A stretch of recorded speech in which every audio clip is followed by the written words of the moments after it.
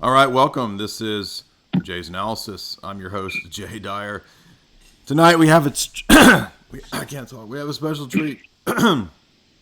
We have Church of the Eternal Logos. He started his own cult directly from the madness of Terence McKenna. No, I'm joking. He is a guy who went from the crazy world of Hermeticism and alchemy into orthodoxy. And he's been putting out some really good content in the last few months. I have watched about 4 or 5 of his longer videos in the last couple weeks. And we've been planning to have a talk ever since the Kurgan fiasco is when I really started watching his videos. So if you remember the nonsense of the Kurgan, then you can go check out his prediction, which was accurate. He predicted what would happen in the Kurgan debate. So we kind of hit it off right off the bat, and then Snek said, why don't we all get together and do a chat? And so we're going to do that. So our old buddy Snek, Ortho Bro Snek, and Church of the Eternal Logos join me. How you guys doing? Great. Thanks for having me on, Jay. I really appreciate it. Been a fan of yours for a while now, especially after I got into Orthodox theology, and I watched your logoi video. That was the first video I saw of yours, and then that took me to Numbers Prove God, and then that took me to your website, reading your article, and basically been following your stuff ever since then. Awesome. Yeah, that was an old one. I remember some of the Thomists were mad that they said that I never ever talked about the fact that John Damascus utilizes a lot of the Aristotelian terms and categories. Which is ridiculous because back in 2015, I had done that talk on the Logos and the Logoi from the philosophical chapters of St. John Damascus. So if you haven't watched that video, guys out there, that's a good one. It's just an introduction to some of the philosophical concepts that St. John Damascus uses in the philosophical chapters. So you can go find that video. It's called Hidden Metaphysics, Part 1. So go listen to that. But Snek joins us. Snek, last time we were talking about the papacy and those kinds of issues. And then Taylor Marshall, we did a lengthy response to Taylor Marshall. We had a pretty good viewership on that. But let's get to Church of the Eternal Logos. Tell us briefly, I mean, it doesn't have to be super brief, but as long as you're willing to tell us, about your journey from, well, you have a really fascinating story. It actually reminds me of Michael Witkoff, who came on a couple of years ago. I did an interview with. He was very interested in Hermeticism and kind of the esoteric stuff before he got into Orthodoxy. So tell us your journey. So it really started about my undergraduate. I was interested in East Asian traditions. I kind of grew up Methodist, and I took a Bible class at my undergraduate school. It's called IUPUI, Indiana University, Purdue University, Indianapolis. And it was there I took this Bible class, and then, of course, it introduces you to much more critical scholarship and really, overturned the apple cart in terms of what I thought was true. And then that kind of sent me into the nihilistic atheism, where I studied science and did biology, then got enamored with East Asian traditions and kind of studied martial arts and stuff like that. So I was really interested in Taoism particularly. And at the time, I was interested in martial arts. So I decided, you know what, I'm going to go to China. So I studied Mandarin for 3 years, but 2 summers in southern China.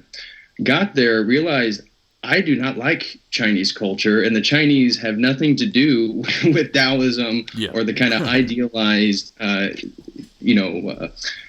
Oriental understanding Westerners have of China. Taoist monks doing Tai Chi up on the mountain, why the mist is moving past. Nothing like that at all. They're capitalistic. They're materialistic. It's all about money. So I realized definitely don't want to spend any more time focusing on Chinese scholarship. So I did my master's degree over at the University of Illinois on early Christianity and psychedelic shamanism. So there was a professor there that focused on Native American studies, and I really delved into psychedelic shamanism. And there was a scholar there who was writing on Gnosticism and various texts. So I was studying Koine Greek with him and really was interested in Gnosticism basically. And at this time, I'm a non-believer. I'm big into psychedelics. I had started a YouTube channel called Fractal Universe Productions. It got about 73,000 subs, but I don't produce content on there anymore, basically because of my journey. But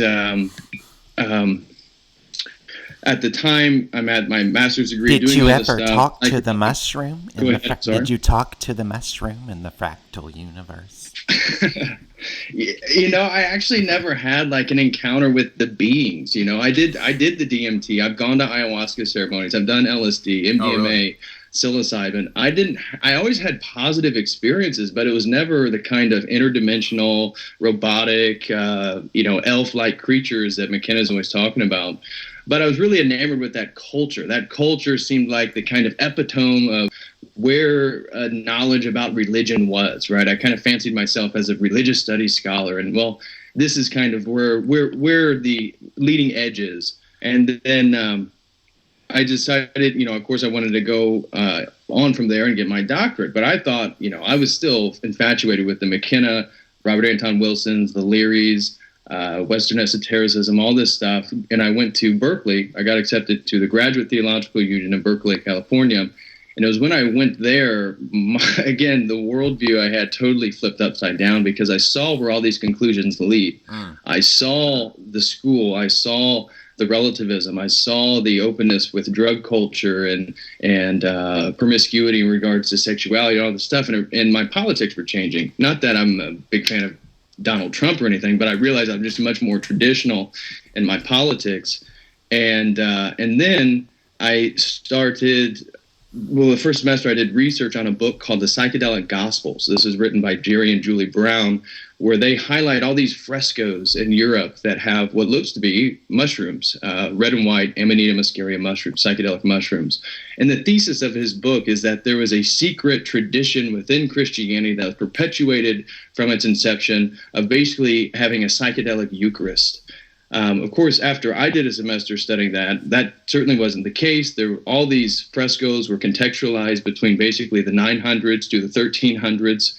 And it's reminiscent, from my understanding, of the Cathars, of the sort of Manichaean Gnostic, infusion into Christianity. That's why they're all occurring at a particular time frame. And I thought, oh, well, this is fascinating. Maybe it's in Eastern Orthodox, because at the time my girlfriend was Eastern Orthodox, but I didn't know anything. I'm a non-believer, right?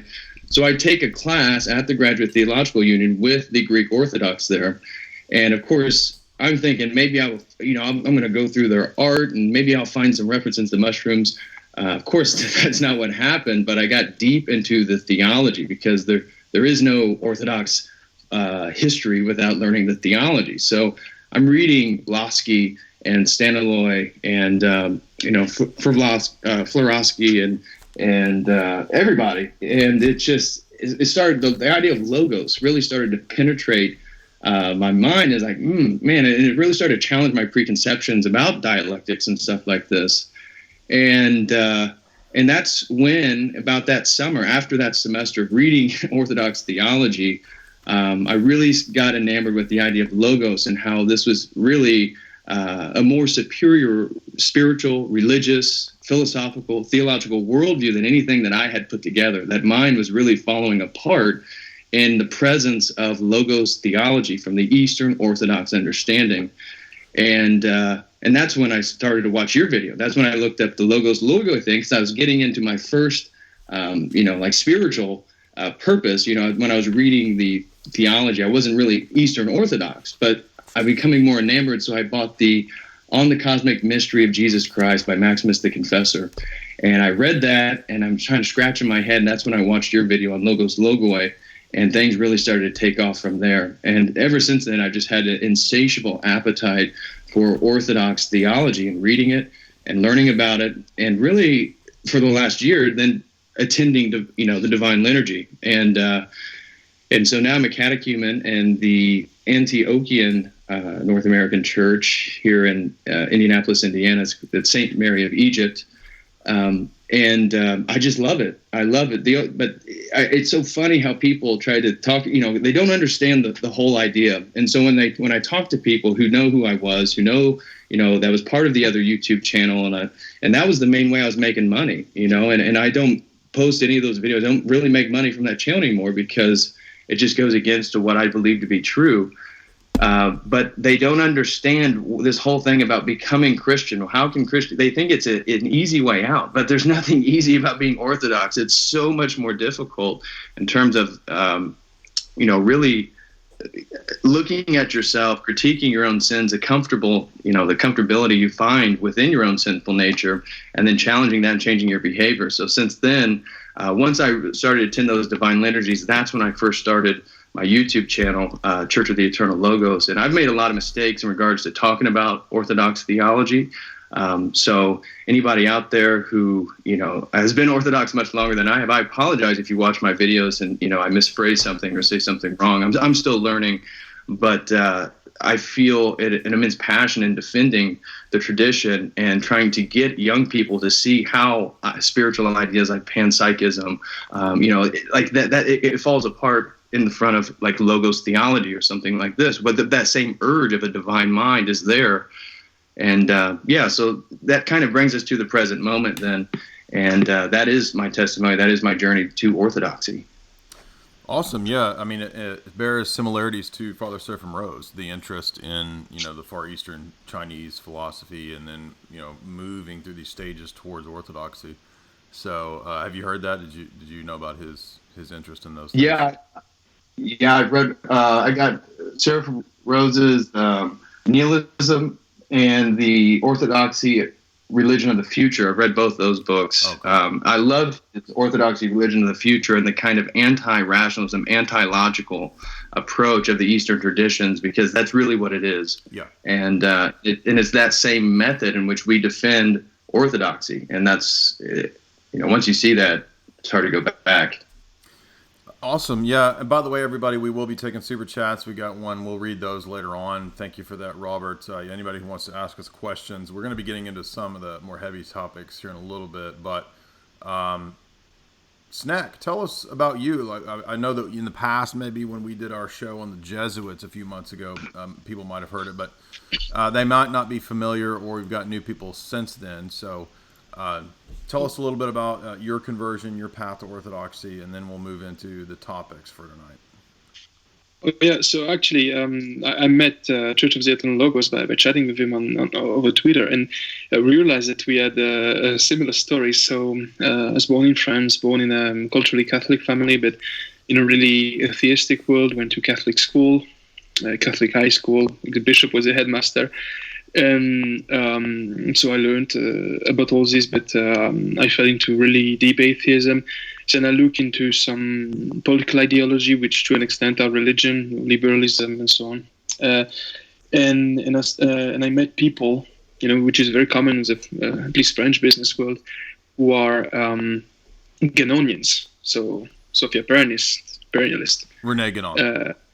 Yeah, and I got into this world of trying to mix and match religion and trying to look at the tradition like an archaeologist picking whatever you like, and trying to find the directing line. It's basically religious evolutionism when you think about it.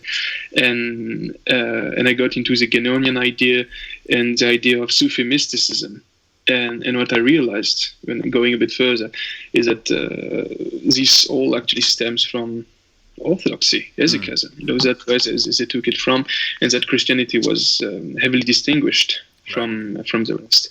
So then I went into looking into Christianity, so back into the Protestant world, trad world, and when you're in France, you got especially over the internet a lot of trad world, and I tried to look at it.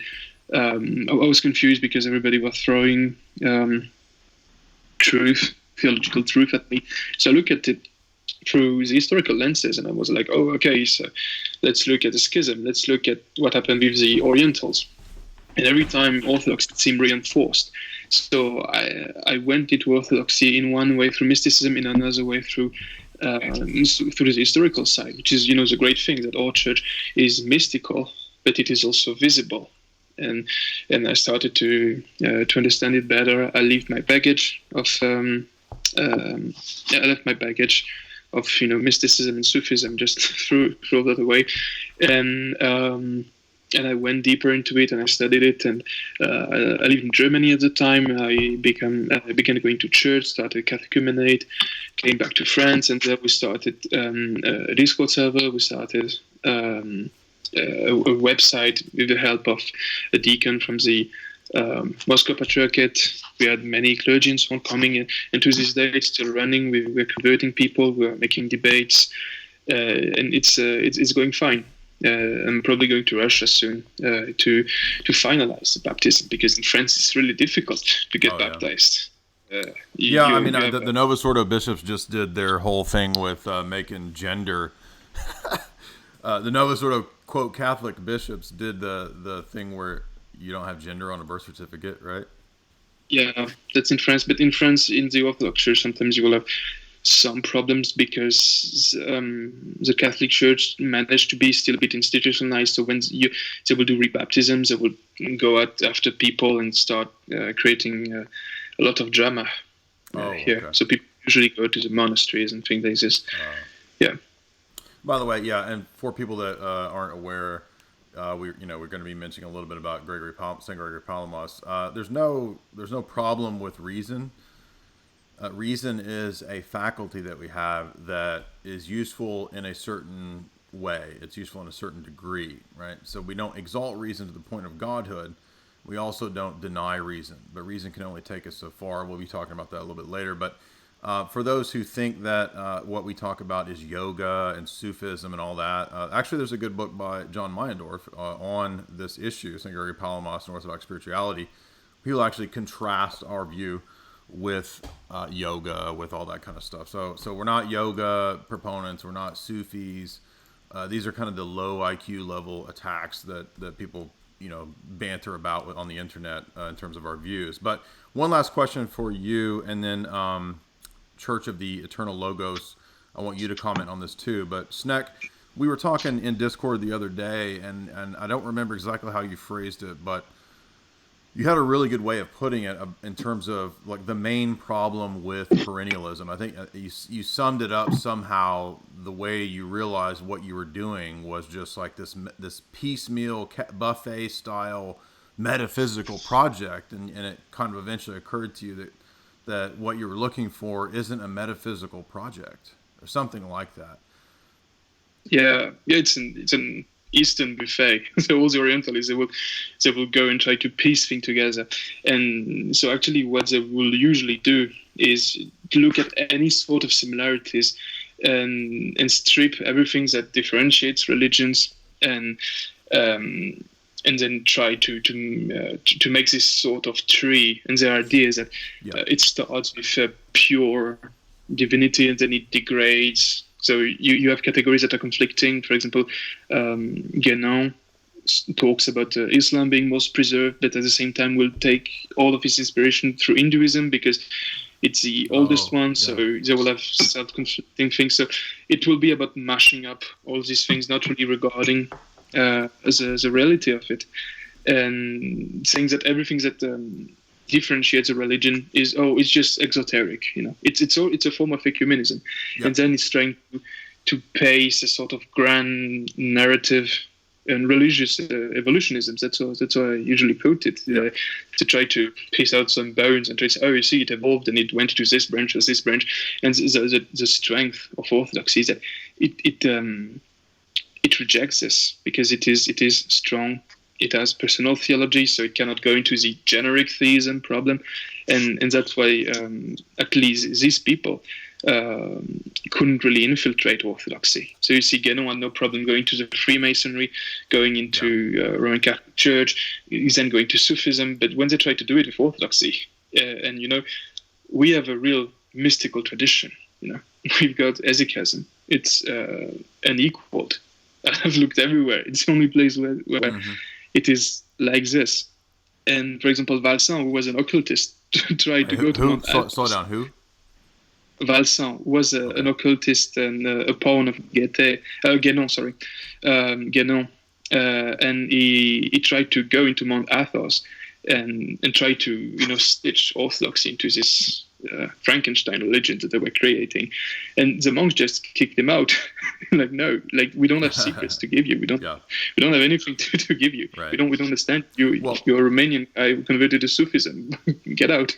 Now, I bring that up because we actually have quite a few people who bring up perennialism, the Sophia Perennis, all the time. Traditionalism, this comes up a lot. I get a lot of questions. Well, why aren't you a traditionalist? Why are you a perennialist? I had a phase in my late 20s being very interested in these schools, René Guénon and Evola, and I know people debate who is and who isn't a traditionalist. I don't care, right? I've read Fritjof Schuon, I've read his debate with Sherrard, I've read a lot of these guys. I have Charles Upton's books, I have a whole shelf of perennialist traditional stuff. So I'm familiar with these guys, these writers, these ideas. And how at times it overlaps with Sufism, how at times it overlaps with Gnosticism, Neoplatonism, Kabbalism. That was all stuff I studied and read in my 20s, right? So, and I think all of us can recognize having a progression in our thought. Many of us have had changes of mind from the time that we were in our 20s. It's not that big of a deal. And I think, like you said, Church of Eternal Logos, I got to find a better, quicker name for you. Kotel. Patrick works. Kotel. I just go by Patrick. How about I call you Kotel? Because I put Cotel, and people were like, who is Kotel? Why are you having Kotel? All right, Patrick. So you said something about, realizing that we can be wrong. That's normal. It's okay. It's not, and it happens to me. I've studied this stuff for a long time. Fairly recently, maybe 2 years ago, I was actually pretty wrong about something that related to the nature of Christ in terms of whether his humanity was fallen or not. So once I saw what John Damascus, St. Maximus said on that matter, I was able to correct my opinion because I was wrong. So that's the right attitude, right? We're not, being a heretic is not something that you get this a lot in Western Christianity, and especially in terms of Calvinism or traditional Roman Catholicism. It's like a state of being, that your very being is heretical. It's a privation, it's a lack, right? That's not what, we don't think nature itself is evil. And you kind of get that attitude in a lot of people who get very, sort of spurgy about dogma and doctrine, is that it's not the error itself that makes you a heretic. It's the obstinacy and the willfulness and the pride that makes a person a heretic. So everybody, we've all got things that we're wrong about, and I'm just making the point that we should have the attitude that it's okay to be corrected at any point. And I notice this with a lot of people. You can see where they're wrong, you can pinpoint where they're wrong, but whether they're willing to be, or to recognize where they're wrong is a whole other issue. But did you have an interest, Patrick, in traditionalism, quote unquote, perennialism, Sophia Perennis, and was that a phase, or were you more interested in like the Hermetic, alchemy, that kind of stuff? I'd probably say more the Hermetica, the Prisca Theologica, stuff like that. And for me, the way that I kind of see it is a presupposition of capitalism, of consumerism. And that's why you see a lot of the perennialism coming out of the Western world, is because it is a hodgepodge of consuming world religions, consuming tradition. Then you're kind of extracting it out of its natural context. And so the whole project is relativism, because the epistemology of Hinduism or Hermeticism or Neoplatonism or Orthodox Christianity or Catholic, it's all different. And so it's just it's an irrational kind of that's why Westerners, I think, are so susceptible to perennialism, so susceptible to New Age religion, is because they already are embedded in a worldview of consumerism. Yes, where you can basically, everything is commodified and you can just go shop for it, basically.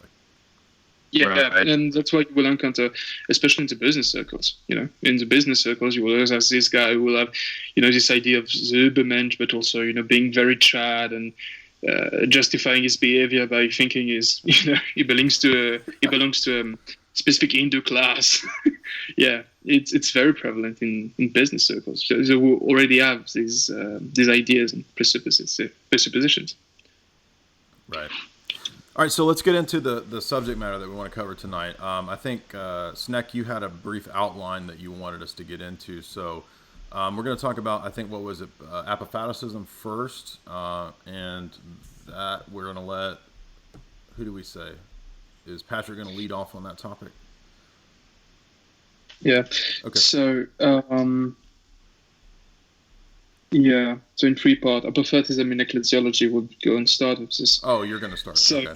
So tell us about, so for those that don't know, Apophaticism is the theology of negation, the via negativa. This is approaching things that are not able to be defined in terms of positive categories. So if you think of something like infinity, if you think about numbers, if you think about something like omniscience, right? We don't know what it is directly to be infinite. We don't have an experiential knowledge of infinity, so we explain it by what it's not, right? It's not finitude, it's beyond finitude, etc.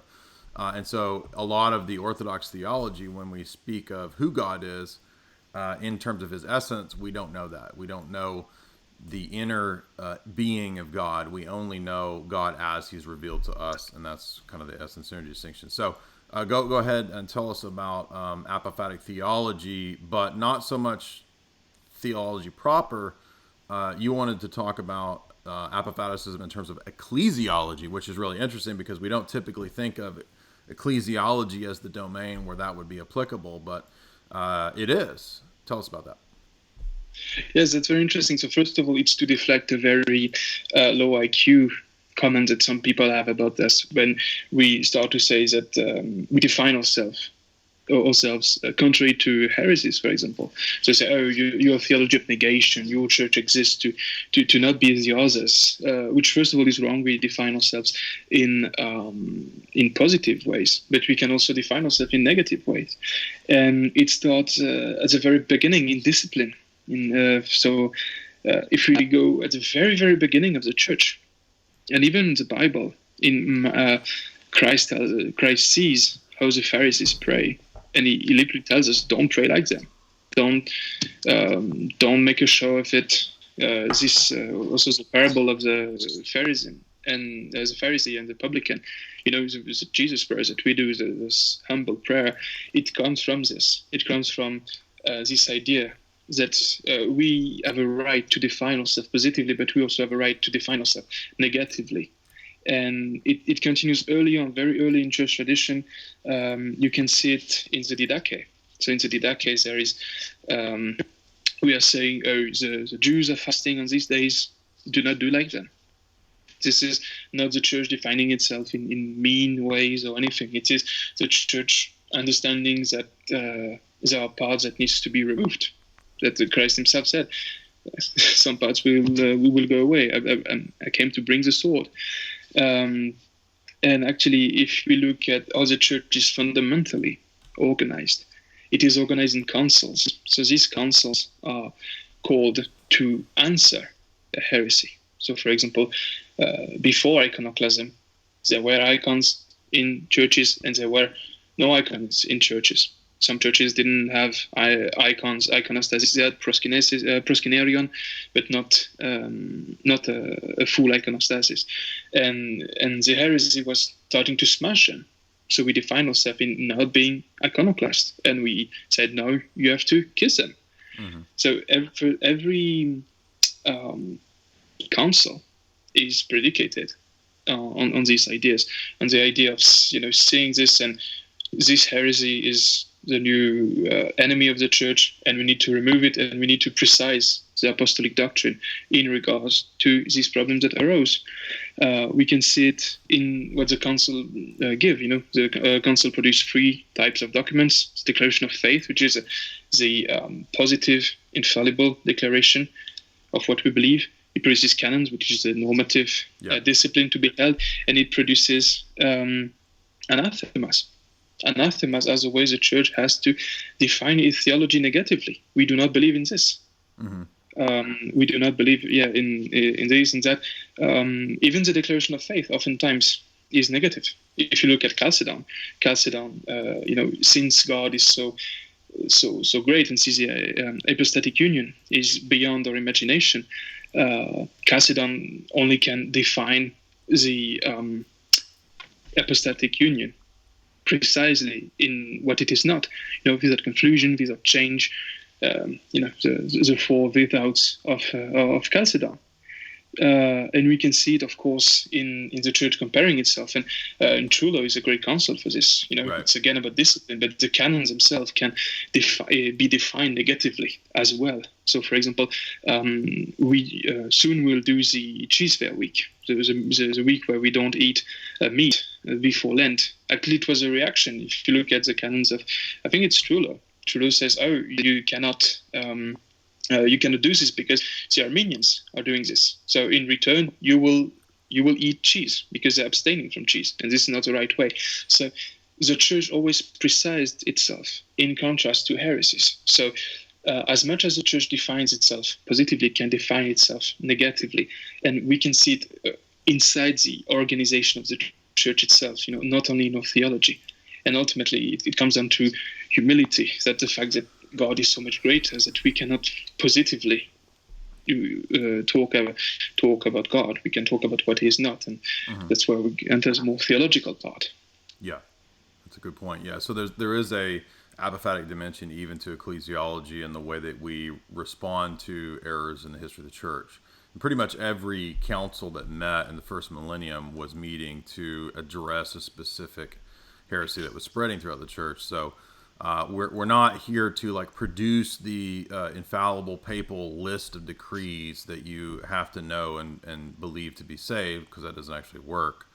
The history of the church is rather responding to there's a deposit of faith that comes from the apostles and their tradition, their teaching, that's given to the churches, and then the councils meet in response to the errors, right? So that, as Snek is pointing out, is more of an apophatic approach than some sort of way to have the infallible list of all the infallible teachings of the infallible guys, because that doesn't actually work. But by the way, I want to add people in the chat. So I'm getting multiple messages from people, a lot of people who are big supporters and send super chats keep getting banned. So maybe lighten up a little bit on dropping the ban hammer, because a lot of these people are supporters. And so if somebody says but or ass, don't ban them for cuss words. I don't care about cuss words. If they say stuff that's, violent or crazy, yes, please ban them. But not for innocuous stuff like that. That's not that big of a deal. So anyway, I'm not mad at anybody. It's just I keep getting messages of people getting banned too easily and too quickly. So Church of the Eternal Logos. What's your thought on Apophaticism? I know you wanted to let's see. Maybe I should follow your list here, Snek. What was your next your next point here. Apophatism and discipline. Holistic it's a method of the church. comparisons. Did you want to talk about holistic comparisons to other an apophatic worldview and holistic comparisons?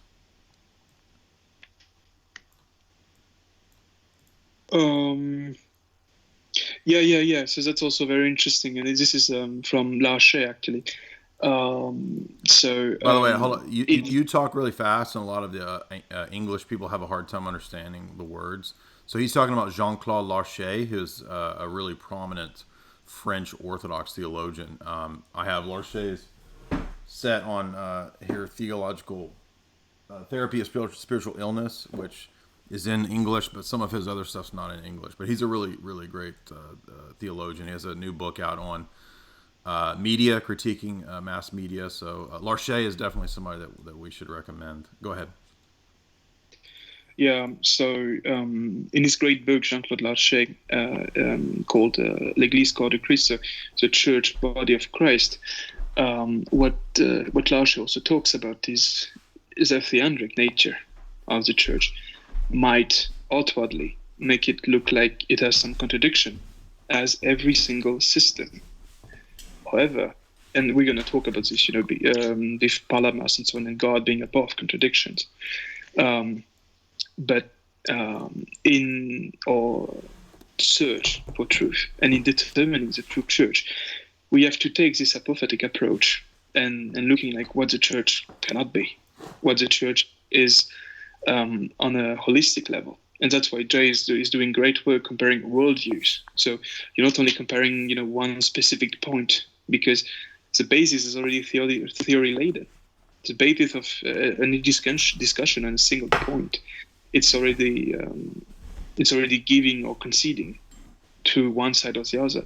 So in our search for the truth, in determining the truth, we also have to look at the church negatively. And we can do this. We can look at not what church fits some criterion, but what criterion it doesn't fit, and what is not the one and only worldview, but what is the most coherent. So we also have to work like this by removing all the different churches, all the different worldviews, and we can look at this from the perspective that the Church of the Eternal Logos and I went through. We start from a basis and then we remove things. So that's also very interesting. His book on the church and determining the church and finding the church is great, and I wish it was in English. Oh, the Larcher book's not in English on the church? Okay. Yeah, I don't think it is. He has really, really great books that are sadly not in English. He's got the books tracing the history of essence energy distinctions from the early fathers to St. John of Damascus, which again is the essence energy is the thread that go through along the entirety of church history. We're going to discuss this. It's the only theology that makes sense. Right. Yeah. If you do want something from Larcher in English, you don't want to get that whole 3-volume set, which is really good. It's basically from the Church Fathers and the Saints on responding to all the vices with virtue is what the therapy of spiritual illness is. Larcher also has this book on the media, which if you follow Jay's analysis, you'll find a lot of similarities between what he talks about in here and the epidemic of the media, which is his newest book, which is good. But yeah, so Patrick, let's get your take on some of that. What do you think about? Have you ever thought about Apophaticism in relationship to the church, and does that relate to your journey in terms of perhaps looking at other churches? Like, what about Protestantism or Roman Catholicism stuck out to you that you didn't ultimately choose Rome or the world of Protestantism?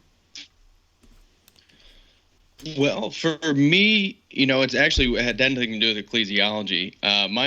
My transition was very intellectual, was very interested in more philosophical, theological in terms of these dialectics. This is what I didn't realize this was a problem until I realized it was a problem.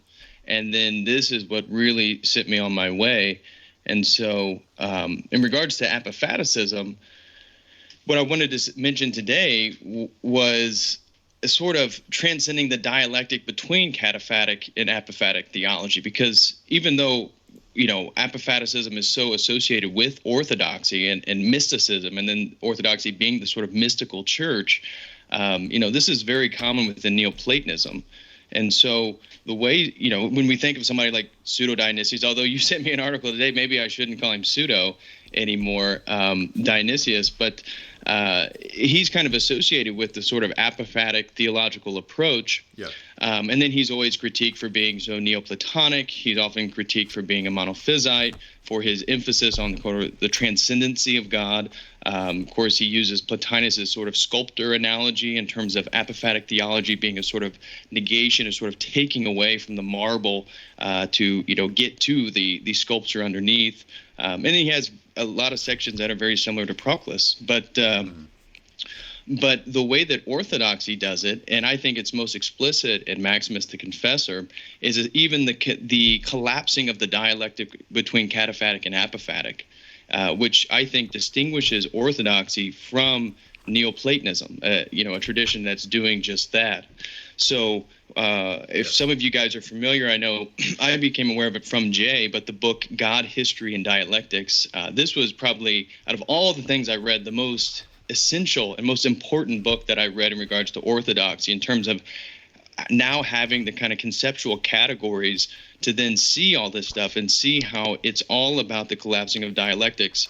And this is, for me, why orthodoxy, why logos theology is the truth, because we don't get caught up in these things. And so for Maximus, he has a really interesting approach to God, and this is in regards to the Ambiguum 34, and I think this is also reiterated in his Mystagogia.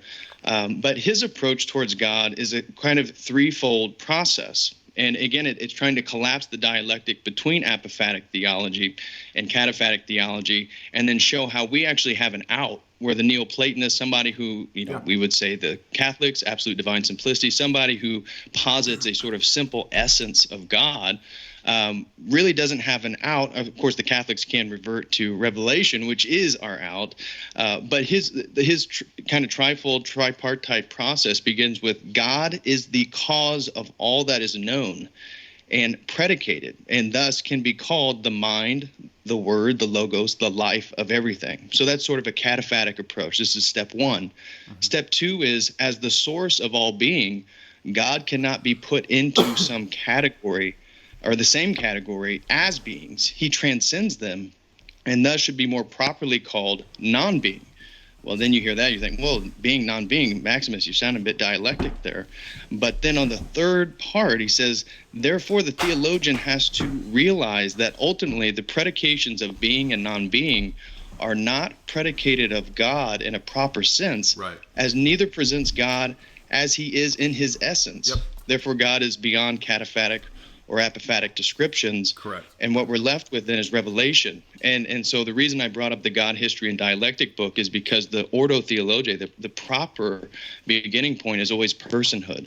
And even the hypostasis is a sort of collapsing of dialectics in terms of divine nature, human nature, collapsing into personhood. And so I think this is huge. And so unlike the Neoplatonists who, because both the Christian and the Neoplatonists, we're both doing apophatic theology, but we still have to account for how does a transcendent God who transcends all categories, who transcends all language, relate to creation.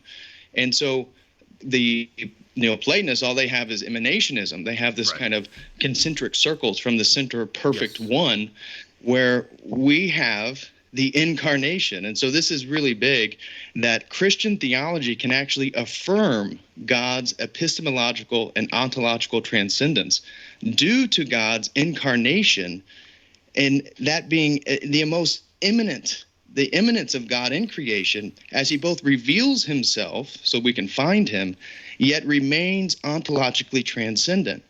And so this is a really, this may be too abstract, but to me this is like a really, really big point, that there's three moves here. There's, okay, God's totally transcendent, and then the transcendency of God becomes immanent, and the immanent the immanency of God reveals his transcendency. Again, Right. another threefold process, another collapsing of dialectics. Sorry, go ahead, Jay. Yeah, this is, you're right. It's directly from the divine names. When I read the divine names and did a talk on it a few years ago, or maybe a year ago, I was immediately struck with how it's obviously orthodox theology. I don't understand how anyone could or would derive Thomism from this text, because from the outset, and by the way, contrary to a lot of the assumptions that this is all based in philosophy, if you note the number of times he cites scripture, it's pretty constant. I mean, there's a tremendous amount of biblical citations in the divine names, as I noted in my talk. And he begins with the essence energy distinction. He begins with the divine rays that come from the one. He speaks of the unknowable essence of God and the knowable energies or rays that come down to us, the very thing Basil says in letter 234. But what I want to say and stress that's in line with what you just said is that he constantly says that God is being, God is beyond being, and he even transcends being beyond being, right? So aparon, which is to be beyond being, all of those things are true of God, right? God is one, God is many, and he also transcends one and many. God is love, and God is beyond love, right? God is unity, he's simplicity, but he also transcends unity and simplicity because, as he and the rest of the Orthodox fathers teach, any of the terms and names that we use of God are only applicable to energies. Even the name unity or one is an energy that's revealed to us. Now, it is signifying the essence of God. It is signifying that there's one essence of God. But even the name one or existence, this is somebody recently got tripped up on this and thought I was saying that God doesn't have eternal existence, which is ridiculous. But because I said that the existence of God is also an energy as it's revealed to us, they were confused. But I'm only repeating what Dionysius says, that God is existence, God is also beyond existence, you see. And so what is existence? It's a divine name that comes down to us by analogy, and therefore it's an energy. And as we'll see, St. Maximus is very clear about that. He teaches that all of the names that we use by analogia refer to the energies. And this is the key point that we have to point out against Thomism. And the reason that Dionysius does not work with Thomism is because there's two conflicting systems at work in Thomism. One of those systems wants to have via negativa. Aquinas teaches that we use the negative way, the via negativa, the way that we speak of God through negation. Then it turns around and it says, because of his presuppositions of absolute divine simplicity, that any names that we use of God are in a similitude way, in an analogical way, predicated of the divine essence because of simplicity. That's not consistent. Those two things don't work. You can't have an absolutely simple essence in a Plotinian sense, in a Hellenic sense, and then turn around and say that all of these divine names are apophatic, but also applicable to that absolutely simple essence in an analogical sense, because there's nothing analogically like an absolutely simple essence. He's not, that essence of God is not like creatures. So what is like creatures? How do we know God? The divine rays, the energies that come down to us. And he even uses the term energies. I'm speaking of Dionysius here. Dionysius says the divine rays, the divine energies, they come down to us. He says these names that we all use of God in section 8. He says all of these names that we use are dynamic energies. They are not the essence of God. And so once again, as you pointed out, this triadic movement, it's not triadic in the sense of Trinity per se, but it's just you could say a threefold movement. He uses a similar analogy of threefold movement in the 100 chapters when he applies Aristotle's terminology. It's God is revealed to us, but he also transcends what he reveals to us, right? God is immanent, but he's also transcendent. There's one energy of God, but there's also multiple energies of God, you see. So there's no fixed point at which you equate God to a conceptual definition. That's the key here. So we're not saying that the concepts in our mind bear no connection to God. They have to, or we don't know God. But we're not saying the conceptions that we have in our mind bear only a resemblance to his essence. They don't. The only thing that we know of God is what's revealed to us hypostatically, as you said, which are energies. And so the energies are inhypostatic, as St. Gregory Palamas says, which means, as you said, that they're also personal. There's no impersonal energy that, like, God, beams his essence to us or something like that, or as if the energies of God are some lesser deity that God, like, gives us some participation in. They're all personal because they all come to us from the Father through the Son and the Spirit, as St. Basil says. So every logoi is an uncreated energy. Every attribute is an uncreated energy. And they come to us in that triadic way into creation. But yeah. And even, go ahead. Jay, sorry, I didn't mean to cut you go off, ahead. but I just wanted to point out, you could continue, is the tripartite anthropology. Yeah, St. Gregory related Palamas to understanding all that. Yeah, St. Gregory Palamas says that you can make the analogy to humanity being made in the image of the Trinity in that way. Of course, we don't liken ourselves to the essence of God in any sense, but there is St. Gregory Nyssa, St. Basil, St. Gregory Nazianzus, St. John of Damascus. They all use the mind, word, and breath analogy to the Trinity, which is a valid human analogy, you could say. And they also, St. Gregory Palamas uses a version of economic filioque as an analogy, as a psychological analogy as well. And that's ironic, though, because, to be very precise here, Roman Catholics will utilize that quote out of context and say that it proves that St. Gregory Palamas taught the filioque when it's within the section where he's refuting the filioque. It only applies to the level of energetic manifestation. Anyway, we're not going to get into all the energetic manifestation. That's a little too deep for people right now. But I just want to stress that in the divine names, the Father is the sole cause. So when we begin our Trinitarian theology with personhood, we're not speaking of personhood in some generic way. We're speaking of the personhood of the Father is the beginning point of all of our theology, all of our Trinitarian theology, all of redemption, all of history. All of it begins with the person of the Father, the unoriginate and sole cause of the Godhead, as all the fathers say, the Orthodox fathers. And we base our theology on revelation, revealed theology. Hypostatic properties are what he uses in section 4 and 5 of the Divine Names to talk about chapter 2, section 4 and 5, after he talks about the energies. It's hypostatic properties. We don't use the dialectics of opposition, Western dialectics. Right? They put dialectics into the Trinity, which is ridiculous. Dialectics deals with a dyad. There's no such thing as dialectics in a triad. It's ridiculous.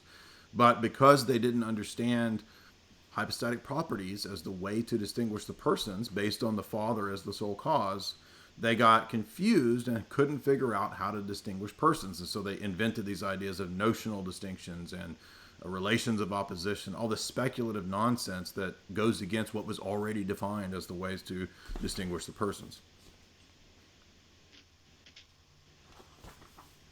Yeah, and those guys that you pointed out, it's the mystic system, because this just shows, this idea of dialectics, that ultimately ADS, any views that is predicated on absolute divine simplicities, rejection of distinction, which are, yes, essential. If you read Saint John of Damascus, is like we can't understand anything of God without distinction between the hypostases. But any system that is predicated on ADS ultimately has a huge dialectical tension between the only two way out. One of them is Perennialism, is saying that everything, God's action is purely the essence, the entire world becomes the essence, everything is God's essence. This is universalism, this is linked to Origenism. Mm-hmm. And the other one is to say that God is very high in the sky, so much so that he cannot even interact with us. Yeah, either everything is a manifestation of an eternal reflection in the God and the divine essence, and so it's therefore necessary and therefore eternal, and basically the same as God, a reflection of God, or as St. Gregory Palamas says to Akendinos, all of the operations of God, supposedly, that you know within history and time and space are created effects, and so you never know God himself. You only know these created causations. And a bunch of created causes can never tell you what's behind those created causes. Yeah, and that's what you see, for example, in mainline branches of Islam, that would say that God cannot even interact with us. Thomism will at some point say that even the grace is created and everything is a hologram. And at the same time, at points in Summa, you see Aquinas saying that everything is the essence, or you will have the Sufi saying that panentheism, everything is God, every action, even bad action, are God, and the only categories that can transcend this dialectics, there's heresies on both ends. The only categories that can transcend this is the energies, is this link. This is the only way that we can have a world with an infinite absolute God and us being creatures and still being able to communicate. And that's the whole point of Christianity. God became man. So if you don't have this link, everything collapses. It's any other understanding is absolutely non-compatible with Christianity and leads to huge heresies. Absolutely, absolutely. We need the energies. I just wanted to mention, too, that in the Divine Names, Chapter 2 is all about Dionysius, trying to talk about how unity and differentiation within the Godhead are not in opposition. They're not in dialectical tension. Amen. Exactly. Yeah, there's an equal ultimacy between the one and the many. Why is that so hard for people to figure out, right? If you're a Thomist, if you're a Roman Catholic, that's true. That means that God is not more one than he is three. Right, but in Thomism, and I would argue in Roman Catholic dogma, eventually it becomes normative that the simplicity of God takes preeminence and is absolute, and you have a subordination of the multiplicity and the reality of the multiplicity. But if God is an absolutely simple essence in which all of the attributes are identical to his essence and the distinctions are notional, nominal, virtual, or conceptual, then how does the Son become incarnate? How does one hypostasis in that absolutely simple essence enter into time and space, enter into a mode of being that the other two hypostases don't, right? You'd have to have the whole Trinity become incarnate. And you see this problem when Augustine is even trying to solve this issue, and he says, I can't figure out how a theophany could happen because God is an absolutely simple essence. It must be the whole Trinity that becomes incarnate or present, I should say, in the pre-incarnate theophanies. So he says they're just angels. No. That's why we don't believe that they're angels. That's why we believe that the light of Tabor is uncreated, because we recognize the reality of God being able to enter into time and space. This is the consistent problem that we see in all the debates with the Muslims in my Discord, is that their Apophaticism is radical to the extent that God cannot accurately and consistently and coherently interact with or convey information or knowledge or truth about himself in history and in time and space, because he's not like anything created. So they're more consistent in their Apophaticism than the claim of Roman Catholicism that God is an absolutely simple essence, just like the many of the Muslims teach. But when we talk about him interacting in time and space at any point or in any way, it becomes totally incoherent and impossible, right? Because of their Tawhid doctrine. So, yes, thank you for pointing that out, that right away the movement of St. Dionysius in this work is to go from Apophaticism to talking about how God reveals himself in a personal way through the rays and energies that come down to us. And if you read St. Basil in letter 234, he says to say that all these rays and operations and energies are identical is stupid. He says it's stupid. You get mad at me, so, oh, you're mean to Roman Catholics. I'm just repeating what St. Basil says. He says the doctrine is stupid. So you have a problem with St. Basil, go take it up with him. The energies, the rays, he says, is all from Scripture. And then he likens it to liturgy. And then he likens it to a cosmic liturgy. So the whole cosmos is an iconographic liturgical display of the logoi, according to both Dionysius and St. Maximus, right? St. Maximus in Ambiguum 33 and 34 talks about the way that God displays himself to us via analogy. But the analogy is not to his essence. The analogy is to the energies. Maximus is very clear in both of those Ambiguum that that's true. In those energies, Jay, I would say Proclus, the Neoplatonist, would be much similar to what you're talking about with Islam and their apophatic approach, where because they don't have the logoi, because they don't have a nous, they don't have an anthropology that actually allows a sort of understanding of God, even though it's not the essence. Doesn't mean we can't understand God. We can't know the essence, but we can still come to understand God. Mm-hmm. Yeah, that's a great point, right?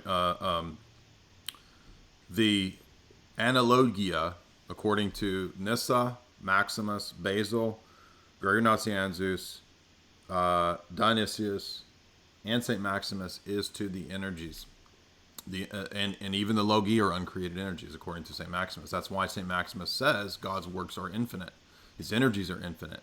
And there are many works that we will never even know or understand, because God doesn't even have to bring all of his energies into actuality. If you don't believe that, then creation was a determined necessity. And that's why we don't do dialectics. That's what's so key here, is at every point, think about immanence and transcendence. Is God immanent, or is he transcendent? Many world religions fall down on one side of this extreme. Oh, he's just immanent. That's pantheism. Oh, he's just transcendent. Oh, that's deism / Islam. What does Orthodoxy say? God is both immanent and transcendent, and he transcends immanence and transcendence. You see. Both and he transcends it, right?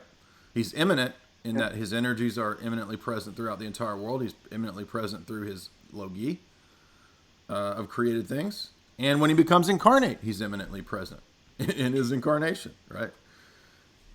So you see, the incarnation transcends that goofy dialectic that many world religions don't transcend. They fall into that dialectic. And when you study the pantheistic Far Eastern religions, the dualistic Far Eastern religions, it's all dialectics. That's what I'm trying to stress to you here. They're all predicated on either or dialectics. Western philosophy is all predicated on either or dialectics, from the pre-Socratics to Plato to Aristotle to the Middle Platonists to the Neoplatonists, all of the Hellenic stuff, even the Stoics. It's either ors. Everything must be this. Everything is water. Everything is fire. Anything that's not is non-being. Anything that's not is, moving away from existence. Anything that's, is either this or that. That's not what we do. At every point in our theology, even to the point of Christology, right? When St. Maximus debates Pyrrhus. Pyrrhus says there's some natural tension between the will of God and the will of man. Maximus says, no, there's not, because God created human nature. So there's no natural tension. Any kind of tension is a result of the fall, and therefore unnatural. Yeah. It's something you Snek, see. go ahead. You haven't said anything. Go ahead. Yeah, that's something you see in every religion that's predicated on a philosophical system, and actually, it to an extent it's also moving away from God. So if you see, for example, the Thomistic categories, or the Islamic playing with number, or can God be 1 and 3 at the same time? This is ultimately a study not of God as a transcendental being, right, but of the human understanding of God. Yes, and form of idolatry. Yeah. So, for example, when you will have all these mental categories in Thomas Aquinas, you're no longer studying God. You're studying the human mind. When you have this mathematical understanding of can God can be 1 and 3, you are studying your own mind, and ultimately you are subjecting God to not your understanding of God, but your understanding of the human mind. And that's also the start of humanism. Yes, that's also great point. Because if you're already studying the human mind and that's what you're about, you can remove God from the equation. So this is why in the triad. I'm sorry, go ahead. I don't want to cut you off. Yeah, sure. I wanted to go on the triad, and that's what also Saint Gregory of Nazianzus tells us to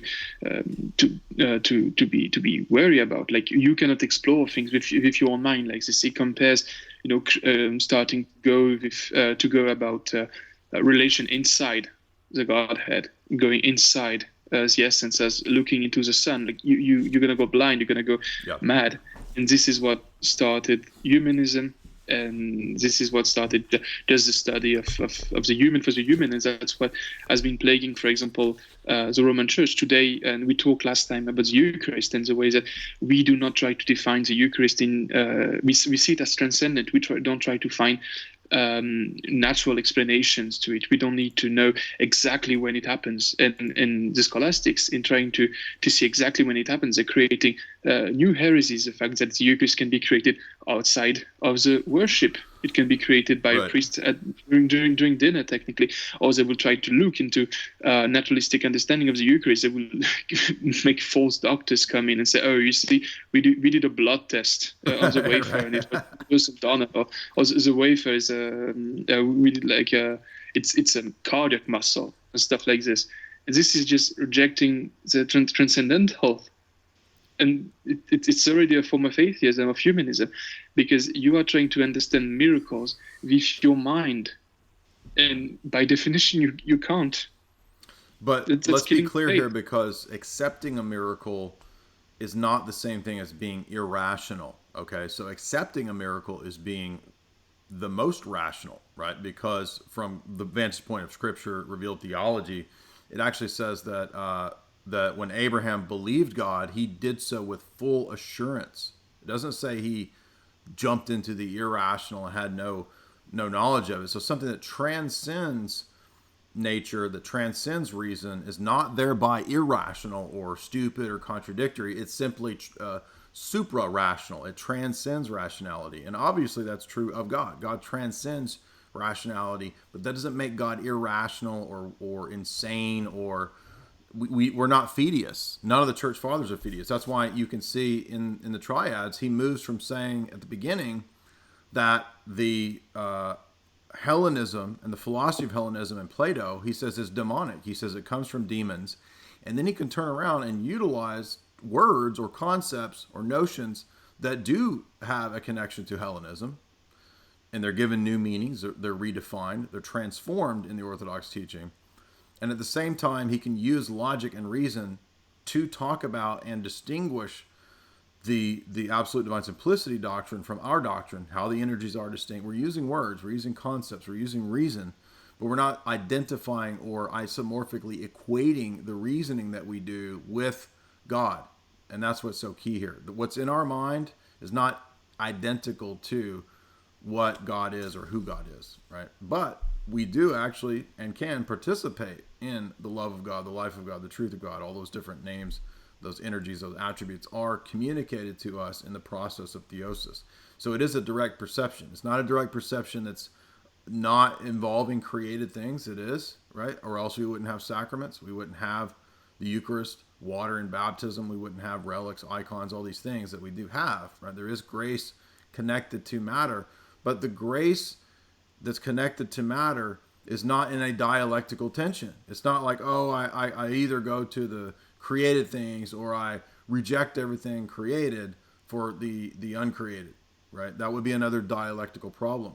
No, in the eschaton, there will be a union of the created and the uncreated that does not destroy or remove the natural properties of created things. And this is another problem that people have when they hear about theosis. They think that it means that we teach that, like, you lose being created and you no longer have your human nature or something like that. That would be a heresy, right? Remember the incarnation. When Christ became incarnate and he deified his humanity never loses the properties that it has that are proper to that nature. Okay, so it never becomes the essence of God. It doesn't lose its solidity or something like that, right? When Jesus is resurrected, it's the same body because he's got the wound in the side, right? He could have, if he wanted to, I suppose, transformed his humanity into some, being of light that nobody could touch or see, but no, he didn't do that. He kept the same body that he had and resurrected in that body. And that alone disproves the beatific vision, which has no place for the body. The beatific vision is an Origenist doctrine, a Platonic doctrine of the intellect being satiated by the essence of God. But when Maximus in Ambiguum 34 comments on St. Gregory of Nazianzus' discussion of the energies, he says that the things that pertain to God's essence, that is from the essence itself, has never been known. We have no idea what God's essence is. It will be completely beyond the reach of all creation, whether visible or invisible. And that's true at all times. We're never going to penetrate into the essence of God. That's crazy talk. Moreover, from the, quote, things that are around the essence of God, we learn only that God exists, right? He's talking about the energies. The energies teach us that God exists. The energies teach us these things and these truths about God. The energies, the things around God, don't teach us the essence of God. And that's why you can't believe in apophatic theology and Thomism and agree with Maximus here. Right. Can I point out that when you're talking about theosis, what people are really envisioning is henosis of Neoplatonism, of a subsuming of everything back into the one, when theosis is still hypostatic. We still have a personhood. Yeah, we won't lose our individual existence. That would be ridiculous in the eschaton. We don't cease being who we are. There's a balance of the one and the many in the church, in the eschaton, and in God. And so I think, a common Neoplatonic objection will from the monad, they'll say, well, how does God move from a monad, a single, united essence, to a triad? And again, this is fallacious, because what's moving is the energies. The essence of God doesn't move. Right. The essence of God is triune. It's a triune. It's a trinity. It comes from the personhood of the Father, but it's the energies that move, and it's these movements, it's these energies, these operations, these logoi, in which we know everything. That's or true. what we can know, at least. Exactly.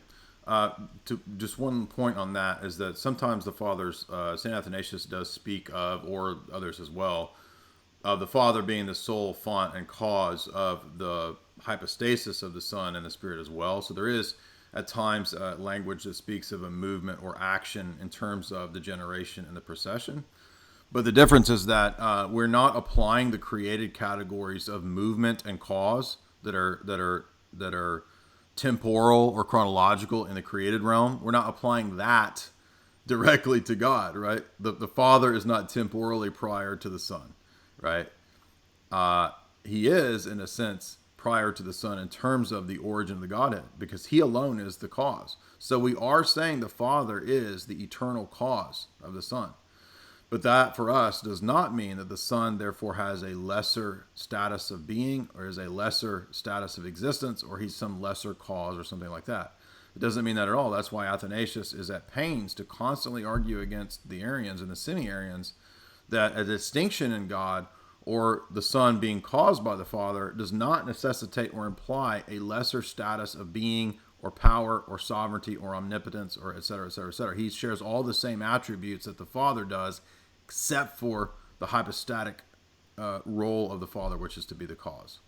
He does not share that hypostatic property, because that's unique to the Father. That's the only unique mark and characteristic that we were revealed about the Father. He's the source, fount, arche, anarche, right? The uncaused cause within the Godhead. So that's how we identify his hypostasis, his personhood. Therefore, the Son could never take on a causal role within God. That's why there's no filioque, because to do so would be to blend the Father's unique hypostatic property with the Son, to make a Father-Son cause in the Godhead, right? And that's what Florence says. That's why we can't accept Florence. So we have to be very, very precise in our language, and that's why there's no filioque in the Eastern Fathers.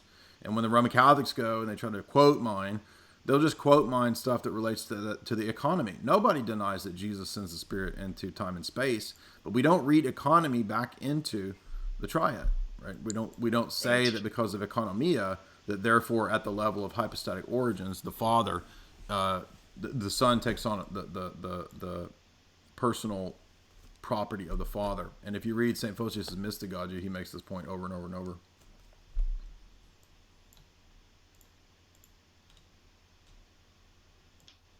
Yeah, and if I could say one more thing about, I think, for Maximus, the beyond Platonic goodness of God reveals the unity that totally transcends creation, yet while in creation itself, God transcends being and reveals himself transcending being while being incarnate. And so theologically we have personhood, what we're talking about, but then historically we have personhood. It always begins with personhood. And I wrote something down earlier for the talk about the transcending of dialectics. Hold on. I think, hold on 1 second. Oh. So now we got another fussing from Emil again. He likes to come and fuss in the middle of our chats. Okay. I'm sorry. Just let me deal with this, because it will have a big fit if we don't deal with this. So what I'm telling you is the consistent teaching of each of these fathers about how we distinguish the persons. Okay. So I don't know if you're debating with somebody in the chat or if you're debating with me, Emil, but you're saying you don't buy this. You're saying even if the Son was uncaused, he could still be distinguished by the incarnation. Well, the incarnation is what reveals the rest of God to us, right? So the Godhead is revealed to us in terms of what we know via the incarnation. So I assure you that if you read St. Gregory Palamas and you read Papadakis on the Council of Blackernay, what you will learn is that we speak of God in three levels, so to speak. You could talk about three levels. First level is the level of hypostatic origin, okay? So this is the only way in which we distinguish the persons. The Father is known as the sole cause of the Godhead. That's his hypostatic property that's unique to him. This is in the intra-Trinitarian relationship from all eternity. It's what's called the ontological Trinity or theology proper. And I assure you, I know what I'm talking about. The way that we distinguish the Son is through eternal generation.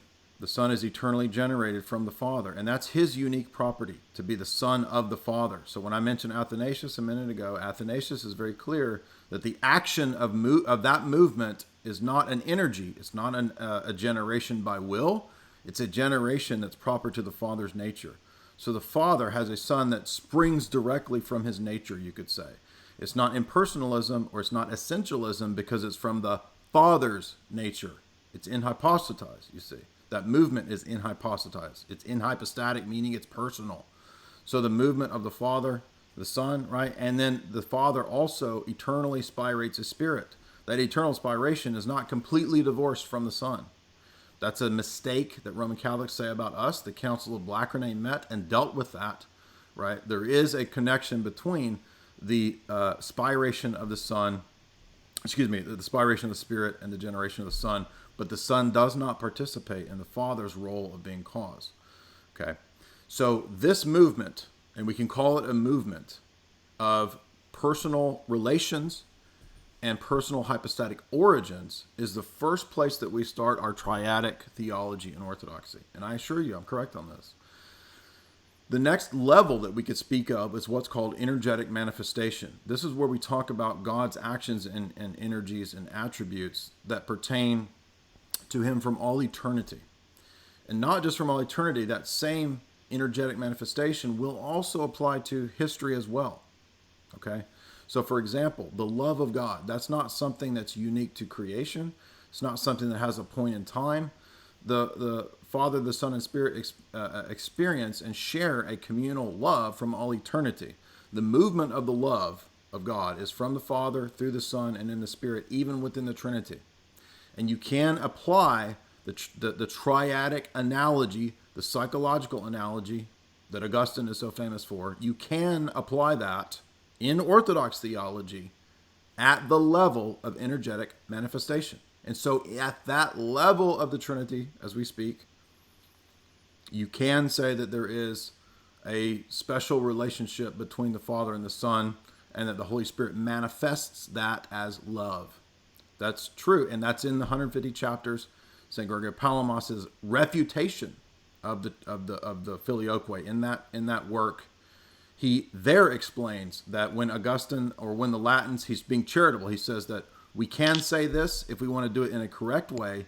That only applies at the level of energetic manifestation. He says the Latins confuse this with hypostatic origin, and they think that the relationship of the Father and the Son as love is also something that relates to hypostatic origin, personal origins. And it does not. He's very clear about that. And he talks about this. And many Orthodox theologians talk about this, right?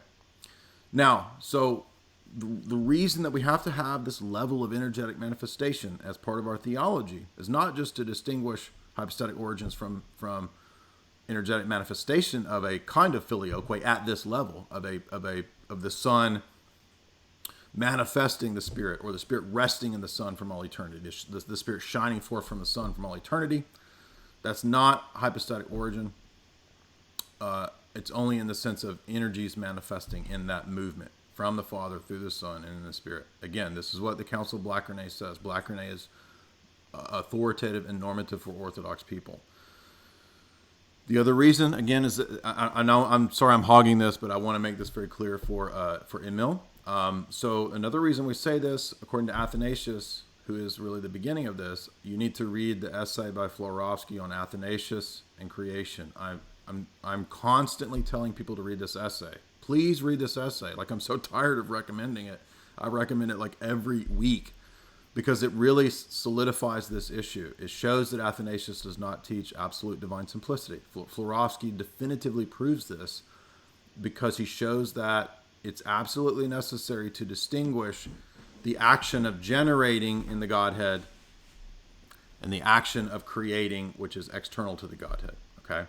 And if you believe in absolute divine simplicity, or if you don't make a distinction between these two types of actions in God, a natural generative action that's proper to the Father, and a action of creating the world that's proper to the whole Trinity, then that leads you to Arianism. It leads you to some heresy or absolute divine simplicity or pantheism or deism. Okay, so we have to distinguish energies or actions that are proper to God from all eternity, such as love, and other energies that are proper to God only in relation to creation. This is why when I was debating Paul Williams, I asked him if he thought God was eternally a creator, and he said yes. No, he's not.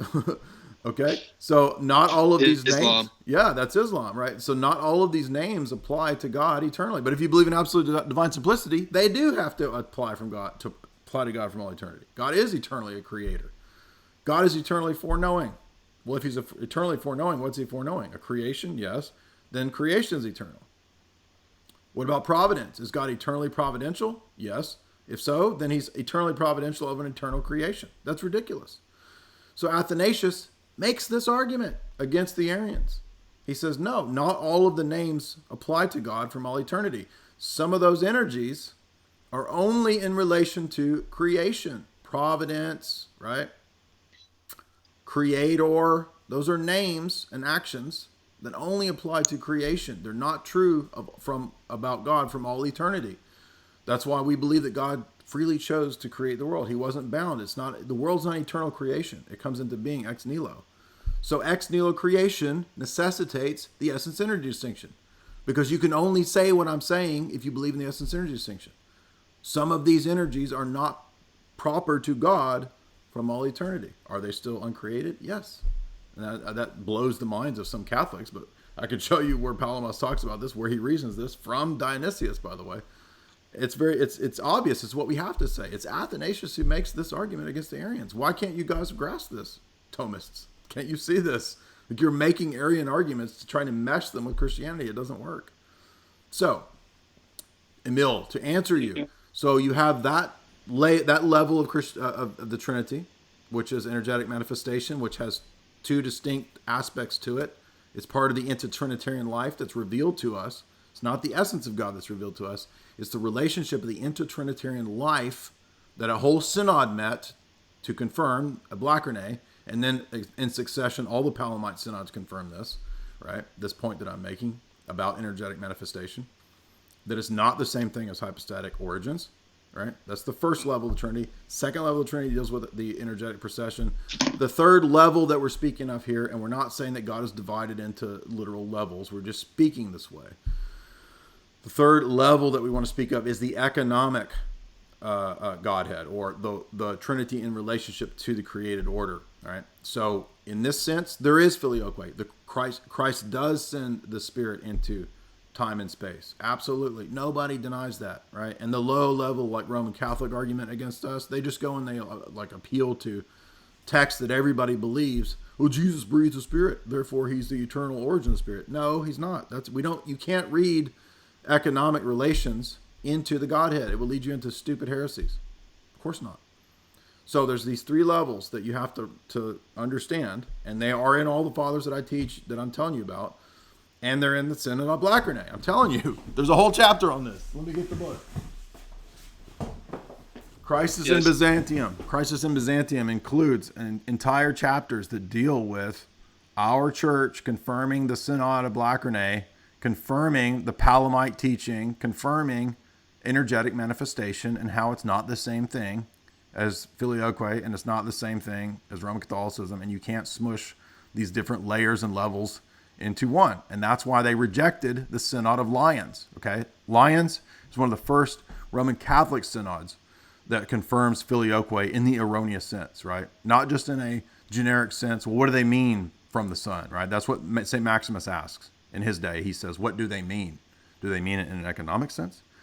Okay, so there's a development in this debate up into 1274 at Lyons where they are more clear about it. And they say, no, it's not just economic. It's an eternal hypostatic origin that's a Father-Son cause, right? The Father and the Son together are a single principle, as Florence later says, of the origin of the person of the Spirit. That's why we can't join with Roman Catholicism. So all the Orthodox people who fuss at me, who don't know what they're talking about, when I start talking about energetic manifestation, please read Crisis in Byzantium and go learn about energetic procession, because I know what I'm talking about. Anyway, sorry guys, go ahead. So ultimately, there is only two ways for the Roman Catholic to justify the filioque, and each of these ways is predicated on eroding distinctions. Yes. So the first one will be to say that the act of preceding the Spirit is essential. It is a quality of the essence. Right. And in that sense, they will say they will have to either go into semi-Macedonianism. They will have to doubly subordinate the Spirit by saying that the Spirit is just an energy. It's just a bond of love that is between the Father and the Son. Or they will go the full way and understand that yes, the Spirit is also coessential, right. and therefore the Spirit precedes himself, right? He's the source. He's his own source, which is retarded. That's what the Spirit is the source. The Spirit generates the Son. The Spirit precedes himself. So right now, your Trinity is a black hole. There's no more differences. There's no more distinctions inside of the Trinity, and that's why Saint John of Damascus is adamant about saying what we know of the Trinity is that there is true distinction inside it. So they are eroding these distinctions. So that's one way they can go about it, but it's completely nonsensical, because the Father is no longer the source. All the hypostasis as a source. The Son is everybody can generate or precede itself. Right. There's no more Trinity, and it's modalism. It's one Godhead that is expressed in different way, but there are no real distinctions between them. That's an error that Aquinas also makes. And the other way they have is to erode the distinction between economic and energetic procession, right, and ontology. And by the way, we agree that there is this procession through the Son, not from the Son, but through the Son, at the economic and energetic level. Mm-hmm. But the creed is talking about ontology. So it has nothing to do in the creed in the first place. So they will erode this distinction and say that, here you can see that Christ says that he will send the Spirit. It proceeds from the Father. Christ will send the Spirit. And they will say that any act in the economy or the energy is forced to be a reflection of the ontology. And in doing so, they're opening themselves to other criticism. For example, when I think it's Matthew 1:18, when the Spirit falls into the Theotokos, does it mean that the Spirit generates the Son? Because probably the Spirit is bringing the Son. If you read all of the economic statements in Scripture back into the Godhead, which is what they do at times to try to prove the filioque, it would lead to the most absurd nonsense. Yeah. So it will mean that if there's a pure reflection of the economy into the ontology, then the spirits will be preceding the Son. So there will be an inter-procession generation between the Spirit and the Son. It's nonsensical, and the Trinity collapses again. Right. So you are destroying the Trinity with the filioque. And you are destroying many attributes that are very important. You know, today most Roman Catholics in France, they're getting attacked by Muslims. They cannot even answer because they believe the Son is the source of the Spirit. So they don't believe in the monarchy of the Father. Exactly. And they're getting smashed by pure ADS who teach so-called pure monotheism because of this. Yes. So you are destroying the Trinity. And that's why, as a Roman Catholic, I could never understand the Trinity. It is nonsensical until you see, for example, St. John of Damascus exposition. It's perfect. It started with the Father, and then you have the distinction in the economy. So you cannot read ontology in every interaction between the hypostases in the Bible. Yes, these that's arguments. Nonsensical. you will have new links made everywhere in the relations inside the essence. And Saint Gregory of Nazianzus, I don't know if you have it. Somewhere, but I think Saint Gregory of Nazianzus, when people were talking about the relation inside the Trinity, he said that you don't go this, you're gonna get mad. You go look into the sun; it's the same thing. Yeah. And Thomas, and they got mad. That's a great point. Yeah, I do have that. I have, and by the way, it's not a contradiction to say that we cannot peer into the eternal relations of the Godhead to saying, well, Blackernay talks about the eternal inter-Trinitarian relationships. Right. It's elucidating what is defined and revealed in Scripture about those relationships. It's not peering into them with speculations about relations of opposition or speculations about reading economic relations back into the eternal origins. That we do not do that. That's the point here, is that we have a very precise, very consistent, very clear teaching on the triad from the time of Dionysius all the way up through all of these fathers into Blackernay, right? Blackernay is our response to Lyons and by extension Florence, right? And Florence's statements. So I want to stress too, though, that in the process of this elucidation on our side, as Snek was mentioning, that process, you cannot forget the great work of St. Photius, the mystagogy, because all these arguments that I've been making and that Snek was making, they're in the mystagogy. St. Photius makes all those same arguments, and he says that when you do this, you're going to create a weird hybrid thing in the Trinity, a weird dyad, a weird imbalance and subordination of the Spirit in the triad. And what will happen is that this will lead you down a perilous course. That's exactly what happened in the West, right? So it's not just St. Gregory Palamas that predicted that the West would go into atheism. If you read the mystagogy, I read it twice. I highly recommend everybody read the mystagogy because it's not that long, and all of these arguments, it's short, it's very precise, are very precise. They're very clear, and they hold up. Now, it's true that in the Roman Catholic world, after Vatican II, you have ecumenism, and you have I guess we got some things wrong in the Middle Ages. It's time to be more fair. I guess Photius is a good guy, but let's make a point here about Photius, Saint Photius. Let's point this out. We need to, because it's illustrative. I don't know. Somebody put this comment up today. I'm not sure who said it, but Saint Photius is commemorated by the Melkite Greek Catholic churches on February 6th. From the Melkite Sophia Press, the Vespers, speaking of Rome's treatment of Photius in a negative light, reads, "By a lawless decree, a holy one, you are torn from your faithful flock and suffered grievously for the faith." This is the Melkites talking about St. Photius when Rome excommunicated him, said he was a heretic. "O most radiant and most glorious blessed Photius, of great renown, firm foundation of the church, steadfast pillar of piety, hence we honor you with all zeal, O initiate and teacher, O wise doctor of orthodoxy, and far famed herald of grace and truth." By the way, I teach all the same stuff St. Photius said. So does that mean that the Roman Catholic Church now acknowledges me as a doctor of the church? Because if I say all the same things... We found this today, so that's something that's funny, because Rome excommunicated Photius, and the Melkites are celebrating him. And I think even up to the Crimean War, when the Roman Catholic were pushing France to ally with the Turks against the Russian, you had people who said that this is a real crusade, and all the crusades were here to fight against Photius. So that up until the 1800s, and I got the full version, even if you're interested. Wow! But it says that Photius is a confessor, so it was mistreated because he fought against a heresy. Yeah. What heresy did Photius vote against? the one that Rome dogmatized and has for centuries. Yeah. Like in the Troparians, it says that being of the same mind of the apostles and a teacher of the whole world of Photius, intercede with the master of all, that he may grant peace to the world and mercy to our souls. And the last part is especially damning. With garlands of chant, let us now crown that far shining star of the Church of God, that God-given guide of all the Orthodox, the divinely sounding harp of the Spirit, and the steadfast adversary of all heresy. Did you hear that, Traz? Traz, did you hear that? That just destroyed everything you believe right there.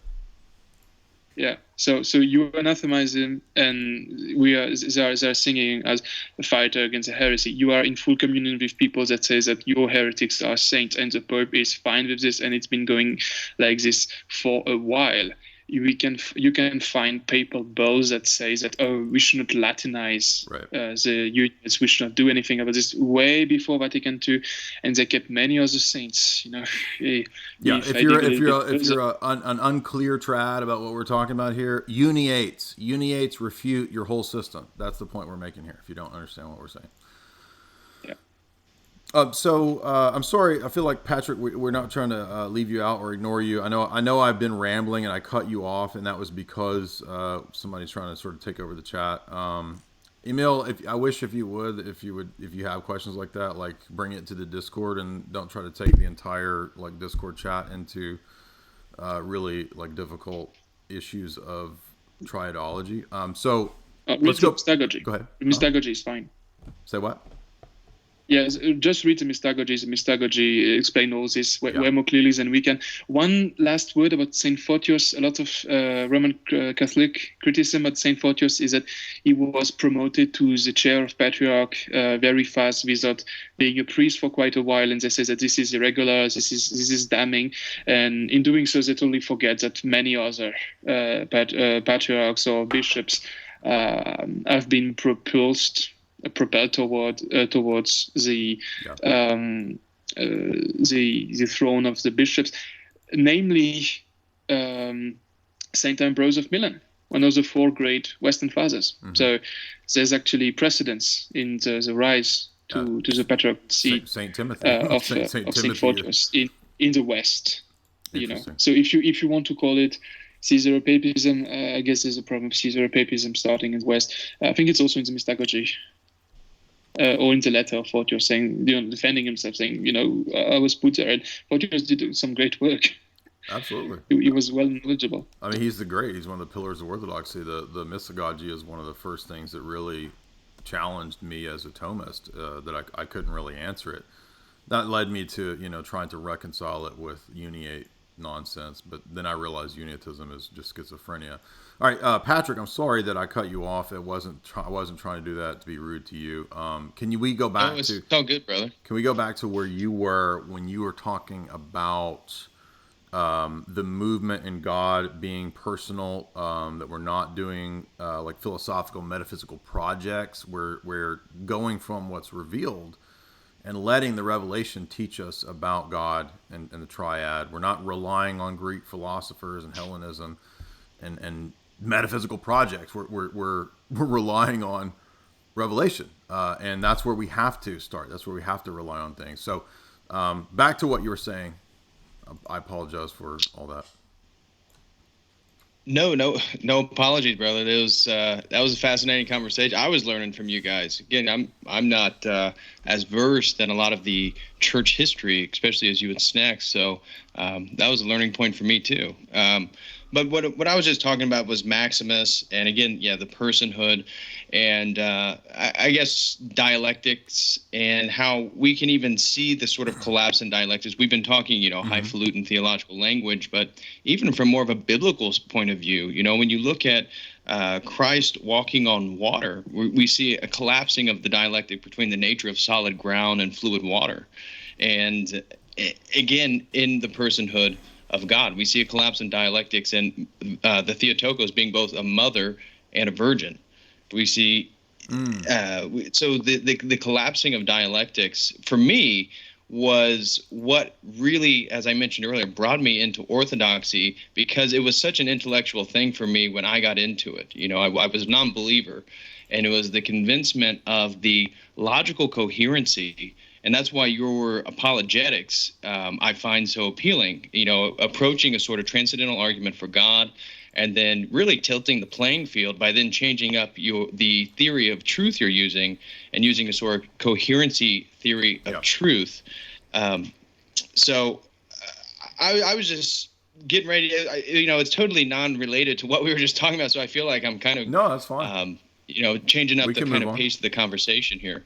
No, that's fine. I think that, so in the book that we're doing, It might be the first chapter. I'm not sure where we'll put it, but I have right here in front of me one of Father Deacon Dr. Ananias' chapters, and it's on transcendental arguments in Apophaticism. And in fact, he argues in that essay that really the most consistent apologetic approach, if you believe in apophatic theology, is the transcendental argument, because it is an argument in part that's indirect. It is an argument from the impossibility of the contrary. It's a kind of apophatic move in apologetics. So it's not an argument that says that I can take a created thing and in a univocal sense show that leads to God, right? It's not an argument where I can take a notion of causation or teleology as if that was a brute fact or not part of a web of beliefs or not theory laden, and just start with that as a clear thing and then move up to a generic God. And one easy way to show this, we actually had an interesting debate in the Discord with a Muslim this last week where this came up, and he was actually trying to argue that you could make a sort of causal argument from created things to a first cause. And I said, well, let me just ask you a simple question. Do you think that the idea of existence, let's just take a philosophic term like existence. I said, do you think that if I'm an atheist materialist, does existence have the same sense to me as a creationist? If I believe in creation, existence, I'm speaking of the things in the world that exist here. Do the things in the world that exist, to me, they're fundamentally created beings, right? Because I believe in creation. Mm-hmm. Creation is one of my governing presuppositions in interpreting the world. So being itself in this world is created being. That's super fundamental to me as a creationist. Now, when I'm talking to an atheist materialist, does being or existence in the world, is it the same? No, it's fundamentally not the same as mine, right? Now, in a sense, because his worldview is not true, we can speak and we can reason and we can have conversation. We can make contact, but it's only because the world is not as he conceives it to be. Because he has two things at work in his mind. He has two contradictory systems at work in his worldview. One of those is Christian presuppositions that the world is created, that he can reason because he's a being made in the image of God and so forth, and use logic. The other presuppositional tension that he has is the assumption of total irrationality, materialism, everything being chaos, right, nonsense, right? He's got two things at work in his worldview at once. So he wants the world to be like a Christian world where he can do those things and there's right and wrong and he can reason and have logic. Oh, but also, by the way, there's no reason, there's no logic ultimately, and everything is just like in my mind. It's all, like there's two, they basically transfer God into their own mind and into their own intellect, right? So what the position that God occupies for the Christian, the atheist just sort of smushes it into his own mind, and his mind basically becomes a kind of arbiter of reality. He becomes his own little God, basically. So that idolatry is evident even in apologetic argumentation, and you have to call that out as an apologist. You can't let them slide with this insane level of idolatry on the part of the atheist. Point being is that I can just take a word like existence and show you that there's no common notion of existence between different paradigms, between radically different paradigms, erroneous paradigms. I don't have the same notion of what the world is, existence is, nature is, to a guy who's a complete radical atheist materialist. In terms of the apologetic discussion I'm saying here, right? If I'm talking to somebody who thinks the world is an illusion, do I have the same notion of existence? Of course not. I don't believe the world's an illusion. It's not a simulation. We're not in the Matrix. It's a world created by God. There's actual objects in the world. They're distinct from me, right? Well, we live in a simulation, man, right? That guy is not going to have the same notion or concept as I do. And this is the stupidity of classical argumentation, classical apologetics. It's just this naive assumption that everybody has common concepts from paradigm to paradigm to paradigm because of the fact that we all use common concepts, right? It doesn't follow. And I think this is why when I've seen you debate atheists and pagans, I don't think they have the conceptual apparatus to even be operating at the paradigmatic level. They don't Right. even, they can't, They've never like thought a about that, yeah. microscope, they can't even zoom out far enough to see where the argument is being formed at. Exactly. Yes. Most people, you're absolutely right. Most people are not used to questioning things at a paradigm level. So it's kind of a new, and I think that's the biggest challenge of the transcendental argument is not the argument itself. It's not the validity of the argument. It's not can you win that discussion or debate. The biggest challenge is getting the opponent and the people to grasp the argument that you're making, because people are not used to doing that. You know what I mean? They're not used to thinking at that level and questioning at that level, and that's the big challenge of that apologetic. You're absolutely right. And the other side of that coin is people just don't care about, the what I like about your apologetic. A lot of people don't even care about having a coherent worldview. One of my professors from my undergraduate, he's a firmly rooted pragmatist in the school of John Dewey, and when I talked about how, he's known my whole journey per se, and when I last spoke to him and told him that I've been becoming very fond of orthodoxy and all this stuff, he was very shocked. But then when I told him, about the kind of coherency of the worldview and how logos theology is working, on me in terms of really forcing me to question and justify the things that I presuppose, he's like, well, why do you care about coherency so much? Like, it was all, and I realized, Jesus, so many of these intellectuals, so many of the, people out there maybe in the spiritual supermarket, what are they? They're not really looking for truth, for coherency, for something that's totally real to grab onto, and that's also a big frustration, in terms of trying to get people to see this. A lot of people just don't care. They don't care about having a coherent worldview. Yeah, that's a good point. Apathy is a big issue. So you kind of, in my experience, I just kind of move on to the people that are interested. So when I was younger, I used to try to argue with a lot of people who weren't interested or to debate. So don't waste your time on that. Move on to the people who aren't trapped in apathy. But this is a question I wanted to ask you, and I'm not trying to cause any sort of squabble between anyone, but let's just say that some people in the YouTube sphere constantly will use the word logos. Everybody can probably figure out who I'm talking about. What I would like to know from you is, did you have a point in your journey where there was kind of a question or a challenge that came to you about the idea of logos? Like, is it just a principle of order in the universe? Is it just like a legal category? Is it just a mental notion, a conceptual framework that we use to make sense of things? Is it like an all-pervading force from Star Wars? Or is it perhaps the second person of the Godhead? Was there ever a moment where, and I'm asking because you are Church of Eternal Logos as your handle, was there ever a point where you kind of asked that question?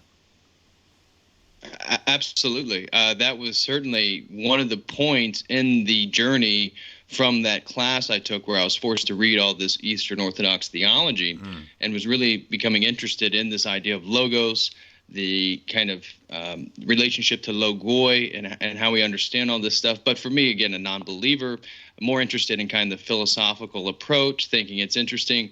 I certainly would have been in that category. And even when, the individual you have in mind was really kind of surging in prominence on YouTube, it's appealing because it's partially true. Even though the kind of a-personalism that comes with that description of it, and not being emphatic and rooting that in the second person, the Godhead, it's still the idea of order and language, and all this, and and even though they can't even pronounce logos correctly, claiming they can read Greek, but I certainly was there, and even on my channel, I have some videos of said individual, because, for me on my channel, I'm trying to build bridges for people into orthodoxy. I'm not trying to get you to call out people. I'm not trying to stoke drama. I'm just curious as to whether, and I know you have now, but was there a point where you kind of grasped the importance of why the logos is not just an idea of logic or order, but that you have to recognize that he's the second person of the Godhead? That's what I'm trying to say. Yeah. I mean, just read Stoicism. Yes. Just look into Neoplatonism. I mean, that if you just want an impersonal logos, Heraclitus has that, Plato has that, Stoicism has that. But if you want to, again, not fall, then you're going to fall victim into dialectics. You're going to fall victim into all these different philosophical problems. And so inevitably, even if you're approaching all this stuff as a non-believer, but searching for something that's true, eventually you're going to come to, well, it is the second person of the Godhead, even at the theological level. Right. And then I think once you get there, the Spirit will start to work on you, and then your unbelief will then start to change and morph into something where it's way more than theology. It's a way of life. It just becomes more and more and more than just some intellectual enterprise. Right. The intellectual aspect of this, the metaphysical system that is here, can be appealing, but I think eventually you're presented with the challenge that it's more than that. And I think Father Deacon Ananias said it really eloquently this week in Discord when he said that Orthodoxy is not a metaphysical project.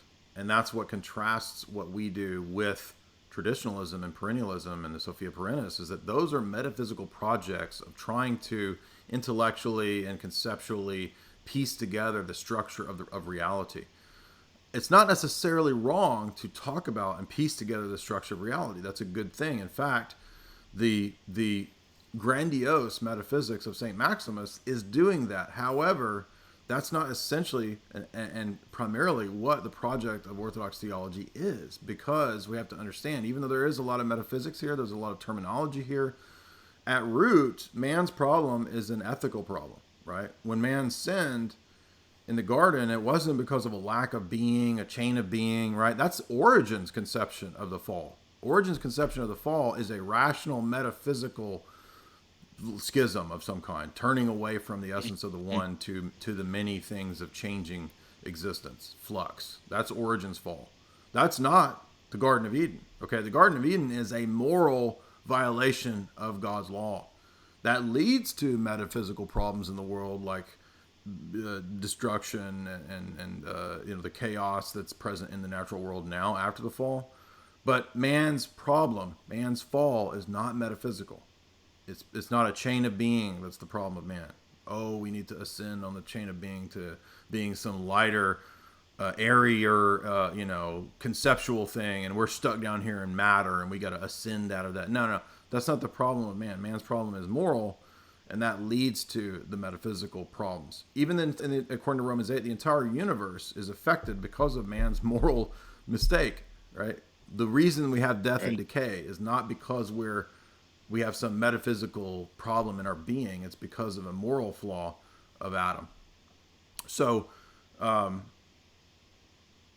hope you're okay there. Snek's got a big storm. I think they're having connection. He's having connection problems because there's a storm where he's at. But so I wrote a few of these words on this. We're bringing back the old board here. As you can see, this illustrates the point I think that I was trying to make with Patrick and the point that he's making. If you take some, and I did a talk on this, but if you take some of these kind of classic philosophic terms like reason, logos, even something we all think of like love or, quote, Gnostic, the way these terms are used in different systems and paradigms is pretty radically different, okay? Reason to David Hume is just practical conclusions about pragmatic observations of the natural world. Right? Reason is maybe a faculty that you have by chance in Hume, but reason is not some all-pervading thing that rules the universe.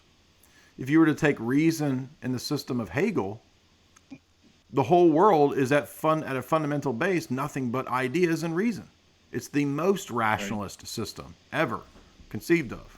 It's an extreme rational. So to David Hume, reason means something totally different than to Hegel. Take the word logos. In the Stoics, it's an impersonal, all-pervading force throughout the universe that speaks of order and reason and logic to some degree. Okay, that's not what John 1 says. Is John appealing to people in that system? Sure. And we can appeal to people who utilize these things. But our system as a whole, our paradigm as a whole, is what gives us the meaning of reason, the meaning of logos, the meaning of love, right? Some people think love is just porne, is just eros. right? Mm-hmm. They think love is just physicality or it's just some emotional feeling. That's not what we think of love as. So even love is something very common, is not a univocal notion amongst systems of thought. Gnostic, this is a certain philosopher was going around saying, oh, St. Maximus uses the term, I don't know what he says, actus purus or cause, God's the cause, therefore he teaches Thomism, right? Therefore he teaches what we teach. No, that's ridiculous. He does not teach Thomism because it's not word concept fallacy. St. Maximus says, we are the true Gnostics. Oh, he uses the word Gnostic. I guess Maximus is a Gnostic and we're all Gnostics. No, because he doesn't use... It's just, it's just one step further from saying that, it's John the Baptist, so you need to be a Baptist. It's ridiculous. So now we have landmark Baptist. We should all be landmark Baptist now because John the Baptist has the term Baptist in his name. That's a great point. That was a great one, Snek. It's like the greatest word concept fallacy of all time. Everywhere. You can see it, in the Catholic saying, oh, it's Catholic Church in the Creed. You can see it in the Oriental saying, oh, Cyril says meaphysis, but he also affirms two natures. Yeah. So as if the word itself is like, it's a brute fact that you just look at that word and when it gives you that meaning, it means the same thing in all systems, right?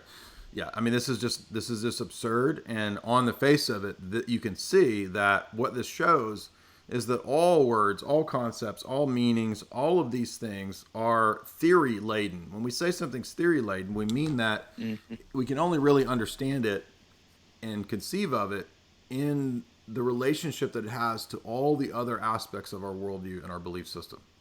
What I think reason is it's unavoidable. It's going to be informed by all the things that I've learned about reason, all the thoughts I've had about reason throughout my whole life. And when I read scripture and the church fathers, I get further informed, right, by what that means within my worldview. And it doesn't mean the same thing that it means to a Hegelian, a Hindu, a whoever. So some people will say, well, at this point, then you can't talk to anybody. How can you even have a dialogue if somebody in their system of thought, it doesn't mean that? Because their system is not true. That's why. Because the Christian system is true, and that's the basis by which we can reason about these things. So they are talking about reason. They are talking about logic. They are talking about love and other ideas like this.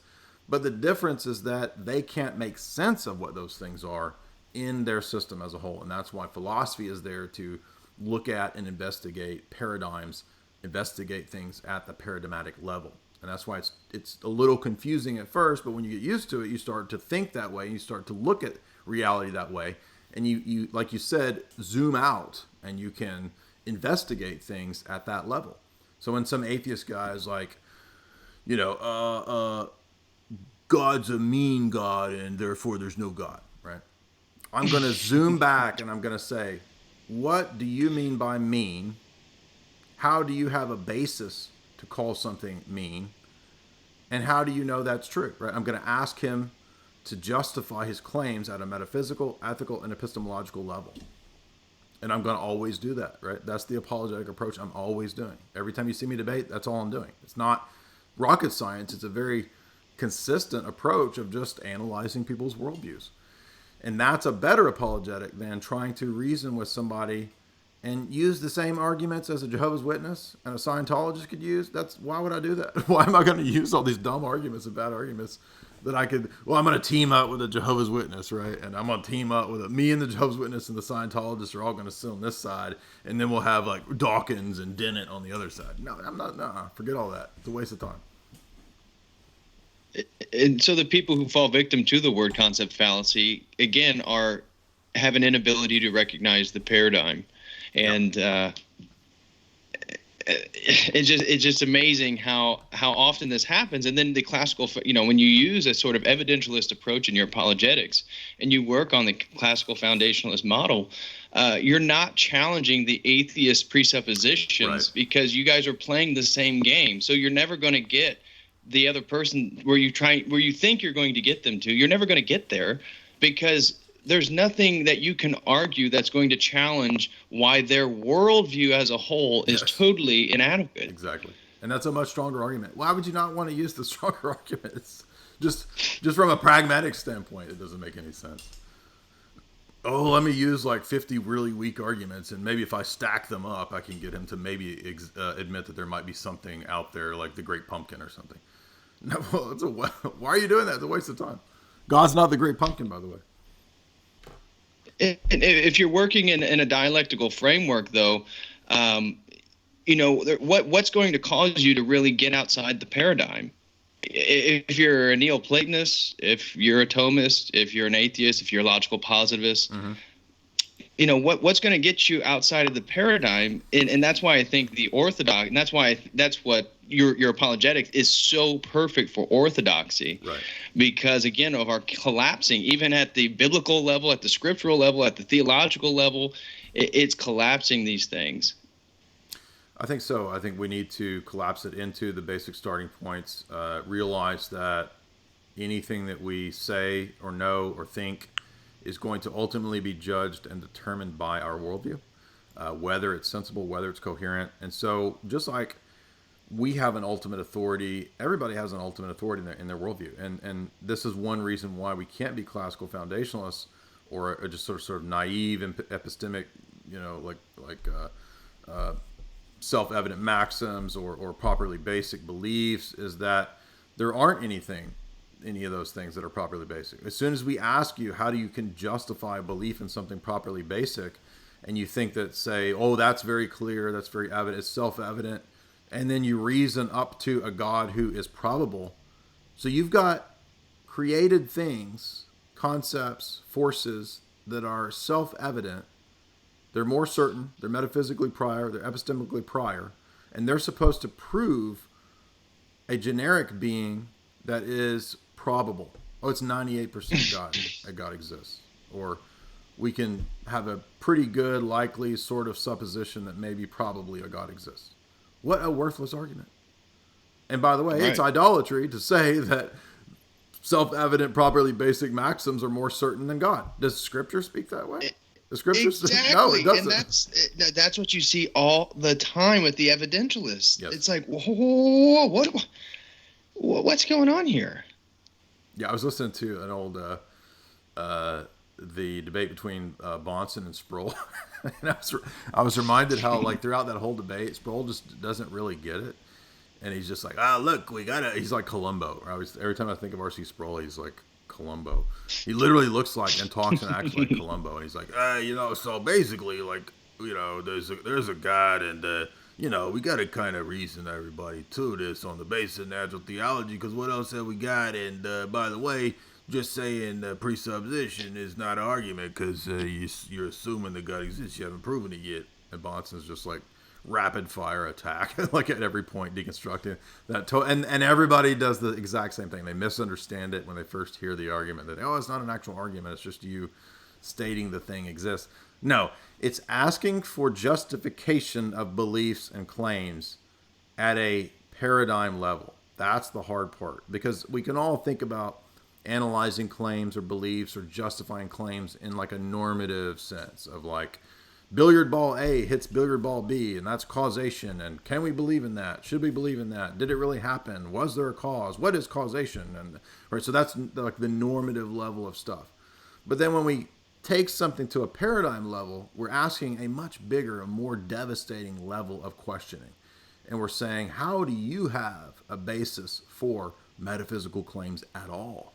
You see, that's a much bigger, grander, more important, more basic, if you want to use the term properly basic. That's a more basic, right? Rather than saying, is there causation, or it was that causation, or we know causation exists, we're asking, how can you have predication, knowledge at all?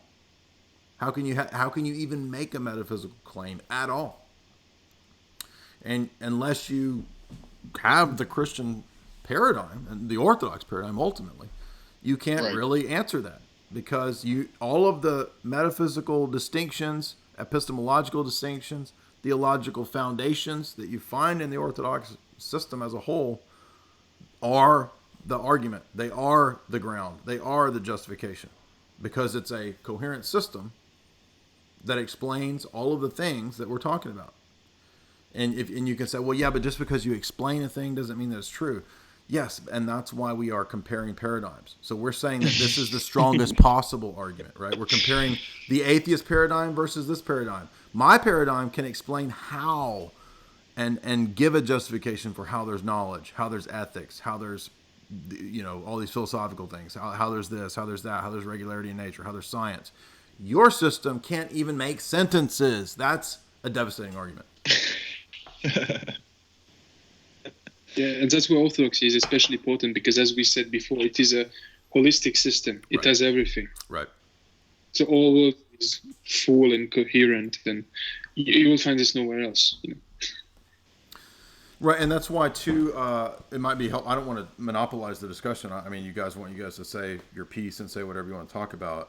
But it does make me think of, like, if we talk about analyzing a worldview. Again, I know if you guys are familiar with this, I'm just kind of rehearsing stuff. But so we're going to look at 3 areas: ethics, metaphysics. Right. I know you guys all know probably what these mean, and epistemology. I'm not going to rehearse everything, but so in those 3 areas. Ethics, metaphysics, epistemology. These are the 3 areas of philosophy, 3 areas of a worldview. Very easy to know this. Ethics, right and wrong. Sometimes beauty and aesthetics is classed into that. Metaphysics, what exists, what doesn't exist, what's real, what's not real. And epistemology, how do we know things? What do we know? Can we justify our beliefs, right? These 3 areas are a worldview. Everybody has beliefs in this, in these fields.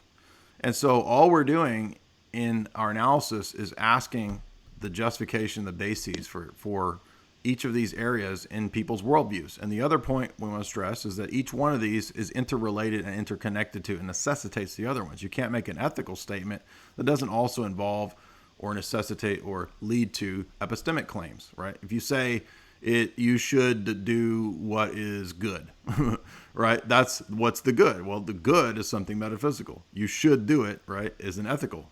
And that you are saying you should do this, you're saying that you know this. That's an epistemic claim. So you see, all of these will be interrelated. Therefore, there's a limited number of places that a person can go. So somebody will say, oh, you can't do this argument because, like, you'd have to refute 1,000,000 different worldviews. Actually, there's not 1,000,000 different worldviews. Did you know that, like, in each one of these basic philosophical systems, there's only a limited number of ways that you could go? Let's take metaphysics. All right, let's take what's real. So I can ask the question about the world. Is the world created or not?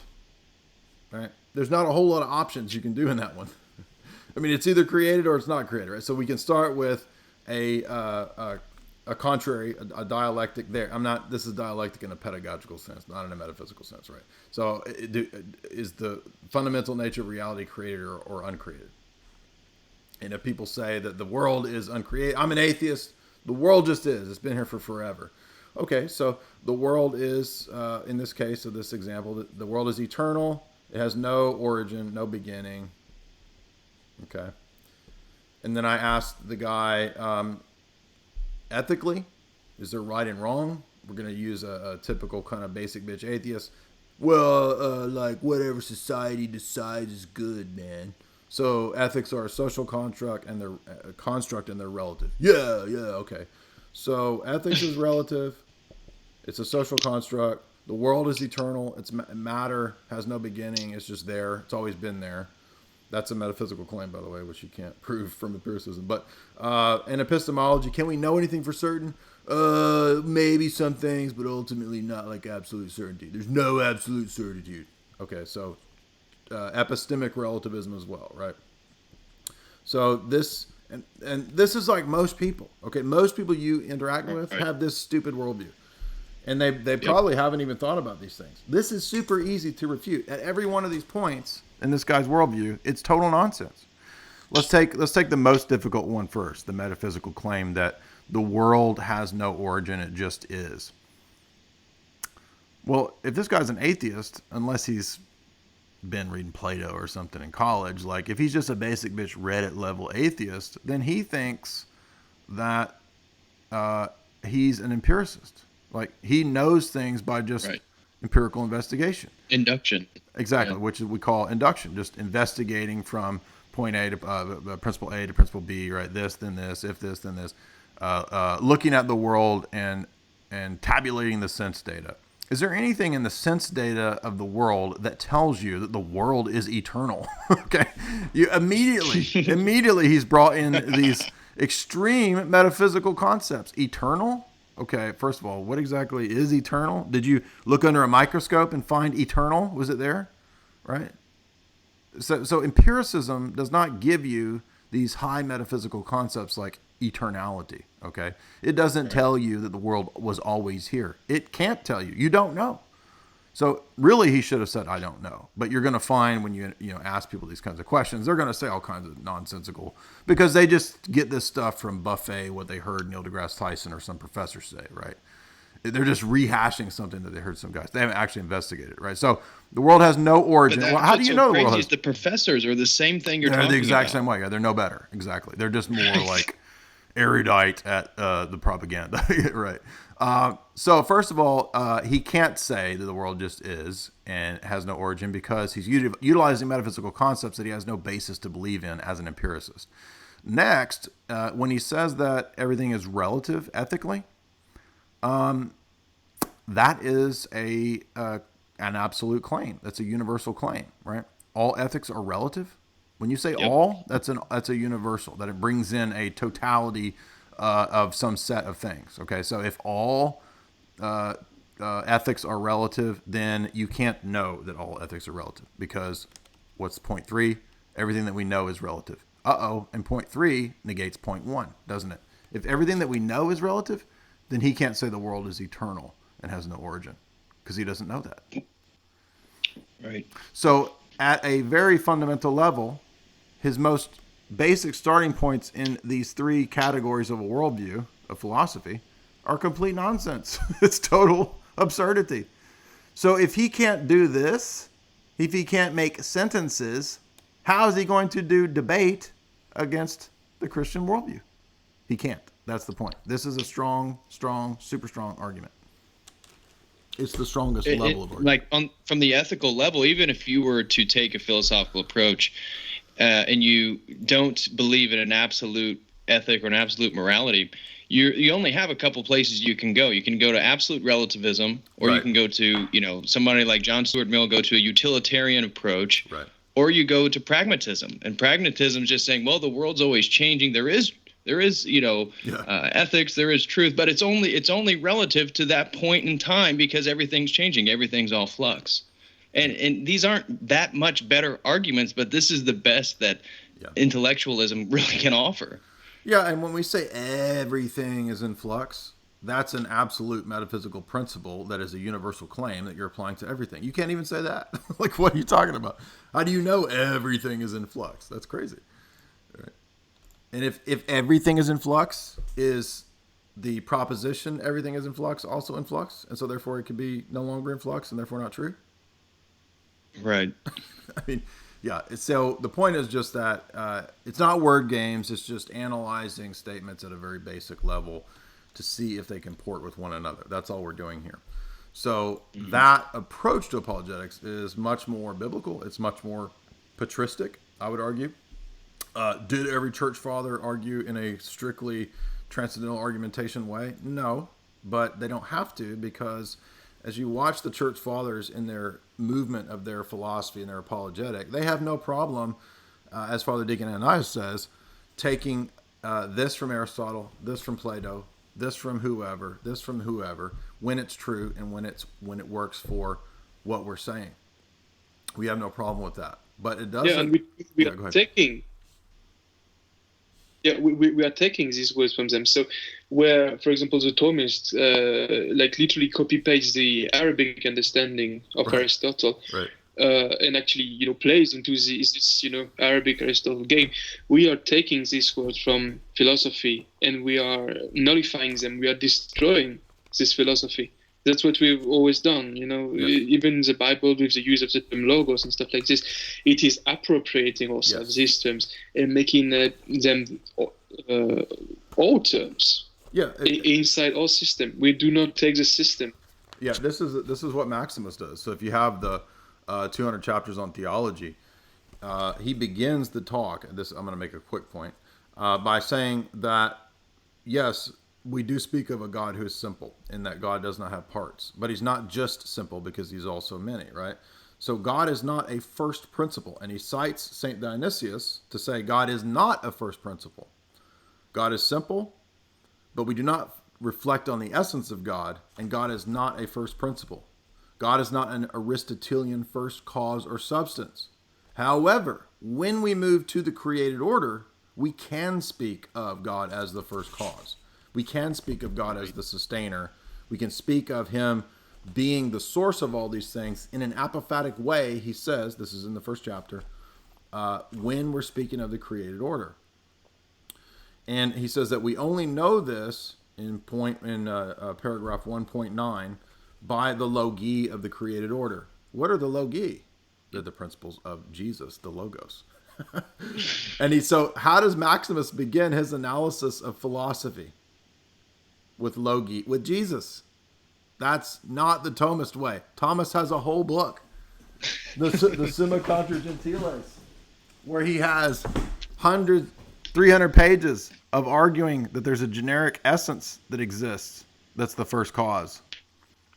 No reference to Jesus in this whole book. Let me prove to you a generic essence, right? This is, so classical theist, right?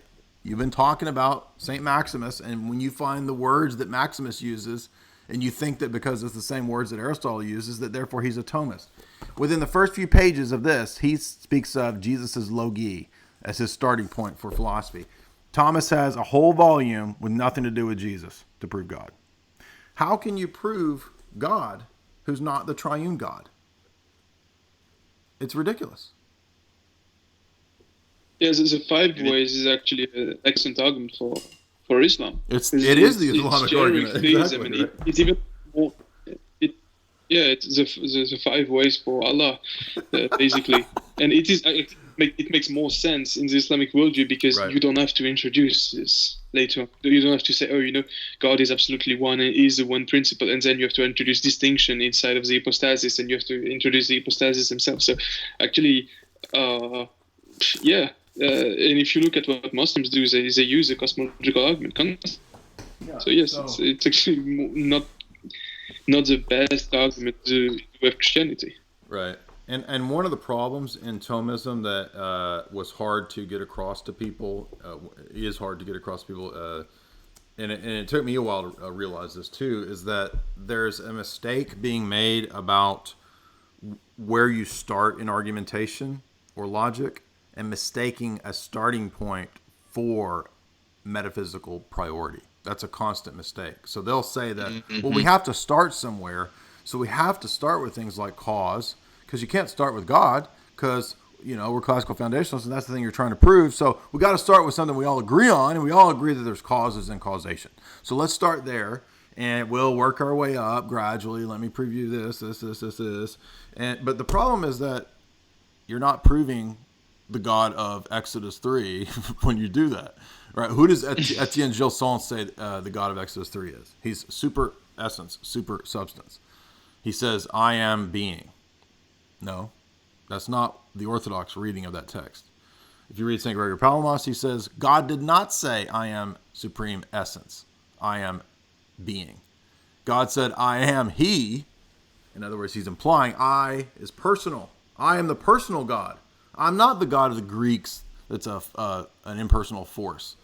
I'm not the God of the hills that the pagans worship. I'm not the demon god of Goblin Moloch that you sacrifice your kids to. I am the ultimate personal God. And my existence itself is personal, because existence is an energy of God that he conveys to us, that we know him through. It's an energy he conveys to us, and all the energies are personal. God's existence itself originates in the person of the Father. That's why we start our theology from the person of the Father. Personhood is where we start. So that ordo theology that we talked about is so crucial for all of our theology. Everything flows from the personhood of the Father, all the way down to our sacramentology, all the way down to our ecclesiology, right? And I'm not saying that to the exclusion of the Son and the Spirit, right? Obviously, that's included in that notion.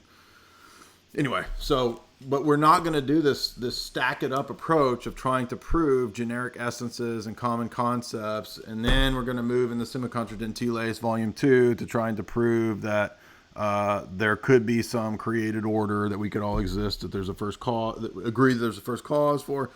When the Bible speaks of the first cause, it says it's the living God, Jesus, who created the world. You understand? So for Aquinas, the created world doesn't tell you about Jesus. You can't look at the created world and perceive logoi. Right. Aquinas would think that's crazy. What?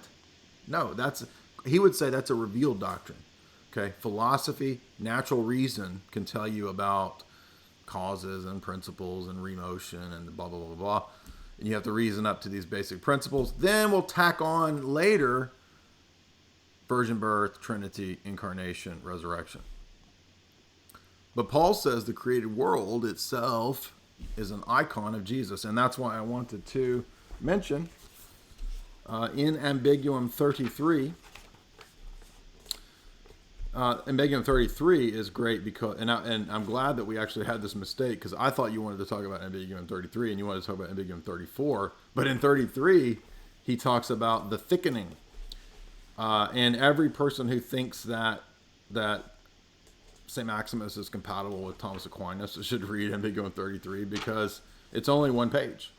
And it's one page where he says that the created world is based on it's a concealing of the logoi of Jesus. And when we're progressing in theosis, we look at the created world, we see Jesus. That's why Father Staniloy says that for Orthodox theology, we don't have a strict distinction between what's the content of natural revelation and the content of Scripture. They're both teaching Jesus. In Aquinas, nature's not teaching Jesus. It's that simple. You know, it's funny that actually tomorrow, because I'm still finishing my doctorate program, but I'm using my undergrad at university to do research because I couldn't handle the Bay Area any longer. But on campus there, I found a group that's called Ratio Christi. They're actually a Christian apologetics group, and I go there just for fun, just to talk, just to talk these ideas. You don't get to really talk about Christian theology a whole lot.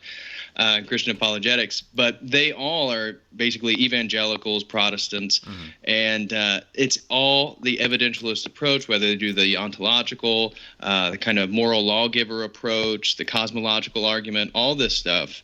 And tomorrow I'm actually giving a presentation because I'm so emphatic every time they present. I talk about transcendental presuppositions, all this stuff. So I'm actually doing a presentation for them tomorrow on what the transcendental argument is and showing them a step-by-step how that's used against somebody like an atheist. Awesome. Yeah, they need to hear that. I was at Southern Seminary this last weekend, and I noticed very little Frame. They had a few books of John Frame, I guess, who's not the best transcendental argument proponent, but I guess he's better than nobody. And it was like all, evidentialist, normie tier stuff, right? And I noticed, too, there was no patristics there except for Origen and Augustine. That was the only patristic works I could find in the whole place. Two Neoplatonists. Yeah, exactly. Two Neoplatonists, and which is very amenable to Calvinism, by the way. Many of the Calvinists actually were very infatuated with Neoplatonic philosophy. Stephen Charnock, the famous Puritan, he's very open about it. He's like, yeah, Calvinism is basically another version of Neoplatonism, because the created world is just a determined reflection of the essence of God, right? Thomas says that. So anyway, we've gone for 2.5 hours. If you have any, can I say something real quick, Jay? I'd like to get your feedback on. Sure. I was last week in that same group. I was trying to explain the concept of the nous, because somebody was talking about how they were talking about Mormonism and Eastern Christianity, Eastern Orthodox Christianity in the same breath because of the idea of theosis. And so this led to me trying to explain the concept of the nous. And one of the people was trying to argue that Reformed theology has the same concept of nous as Eastern Orthodoxy. I will give Bonson credit for when he talks about heart of hearts. I think that he is kind of stumbling on the same idea, and that's the only reason for that is because Calvin was a humanist, and so he wanted to go back to. I don't mean a humanist in the secular humanist sense. I mean like post-Renaissance era humanism, which is like the scholars Thomas More and no, not Thomas More. Who was the Erasmus and Calvin? These people were humanists, and they wanted to go back to studying the original texts. And so some of the Protestant reformers, in reaction against Roman Catholicism, they saw some of the problems in natural theology.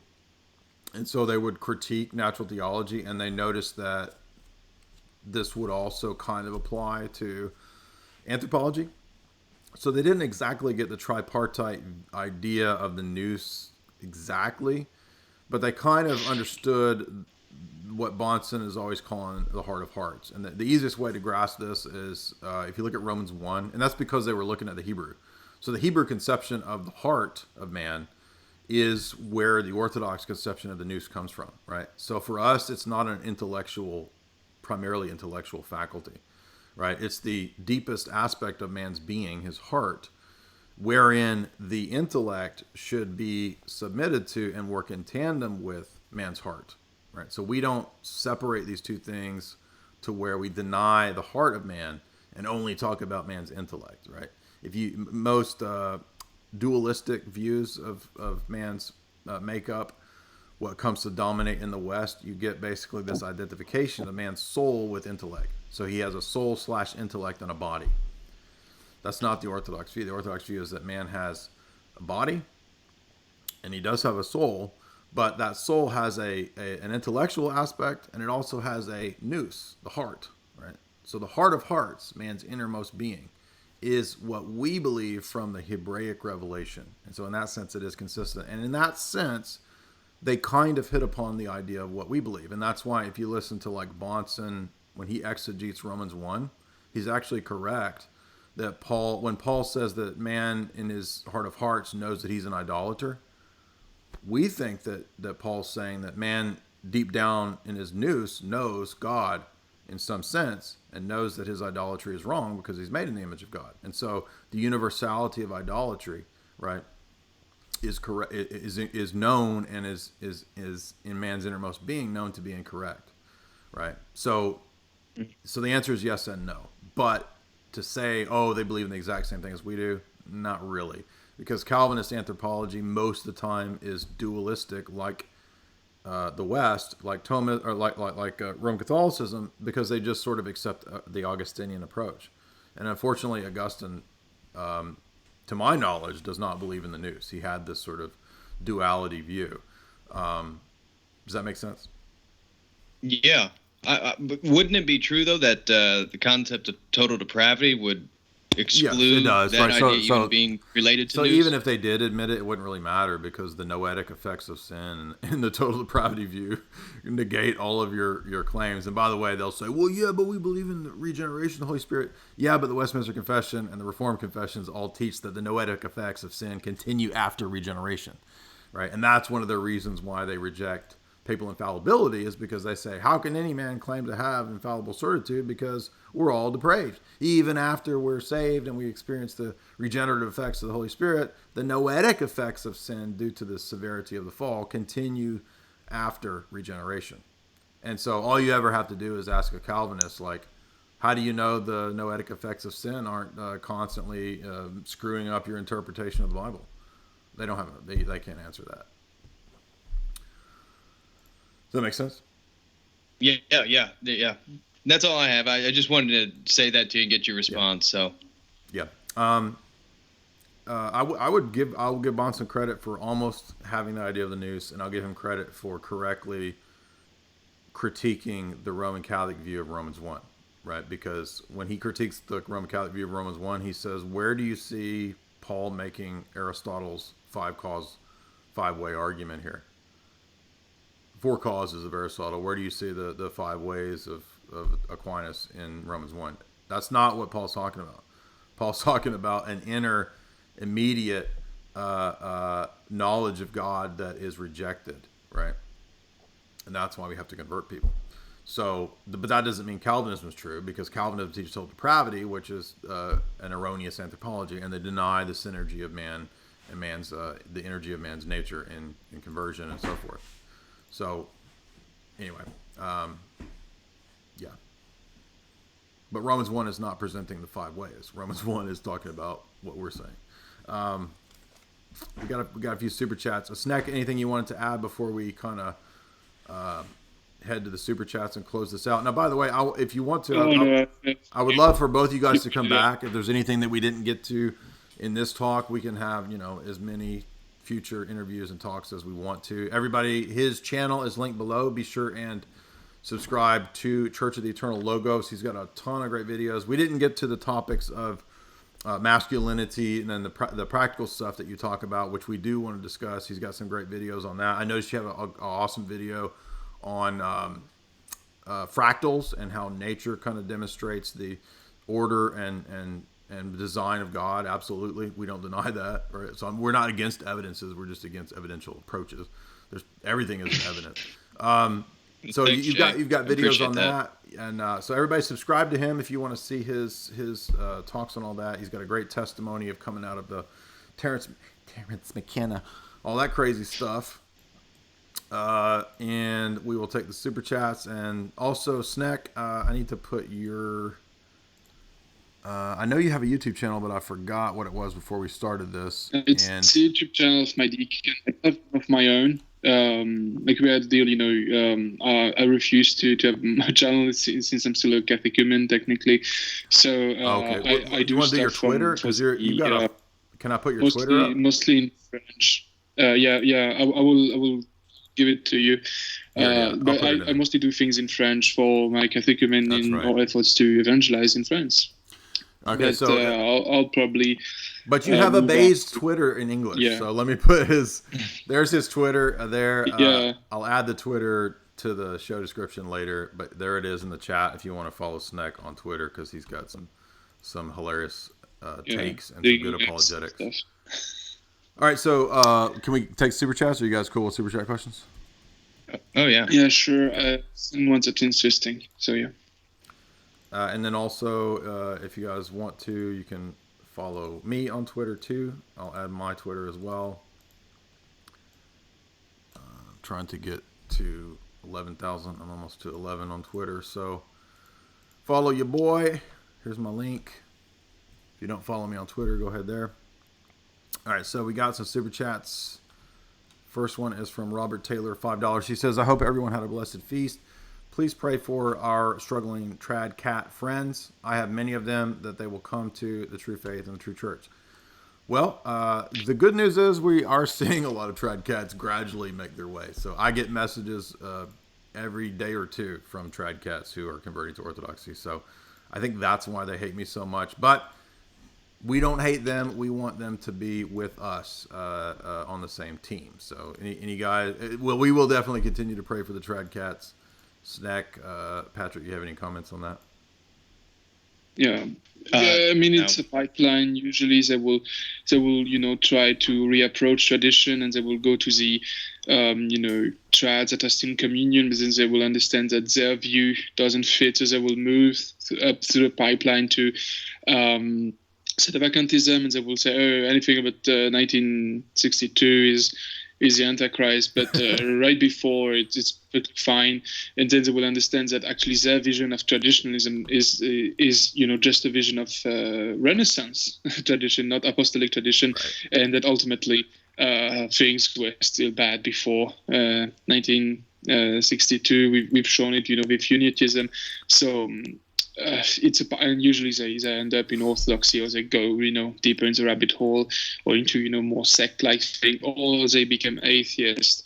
So yes, just follow through, continue your idea, and read Pontrello is great. He's showing that actually both the SSPX, which is the trads that are in communion, and the Sedevacantists got a point. But when you unify all of them, it's Orthodoxy. That's true. So yeah. Yeah, Orthodoxy is really the only one that answers the problems of both Novus Ordo and the Seda, SSPX spheres of things. I think that's a great point. So yeah, if you're a trad and you're struggling with these issues, read the Pontrello book, Set of Conscious Delusion. Joshua Baker, $5. Jay, can you ask the guest if he feels that the Eastern and Oriental religious practitioners were ever rude or ostracizing to him? And was he ever accused of something like cultural appropriation?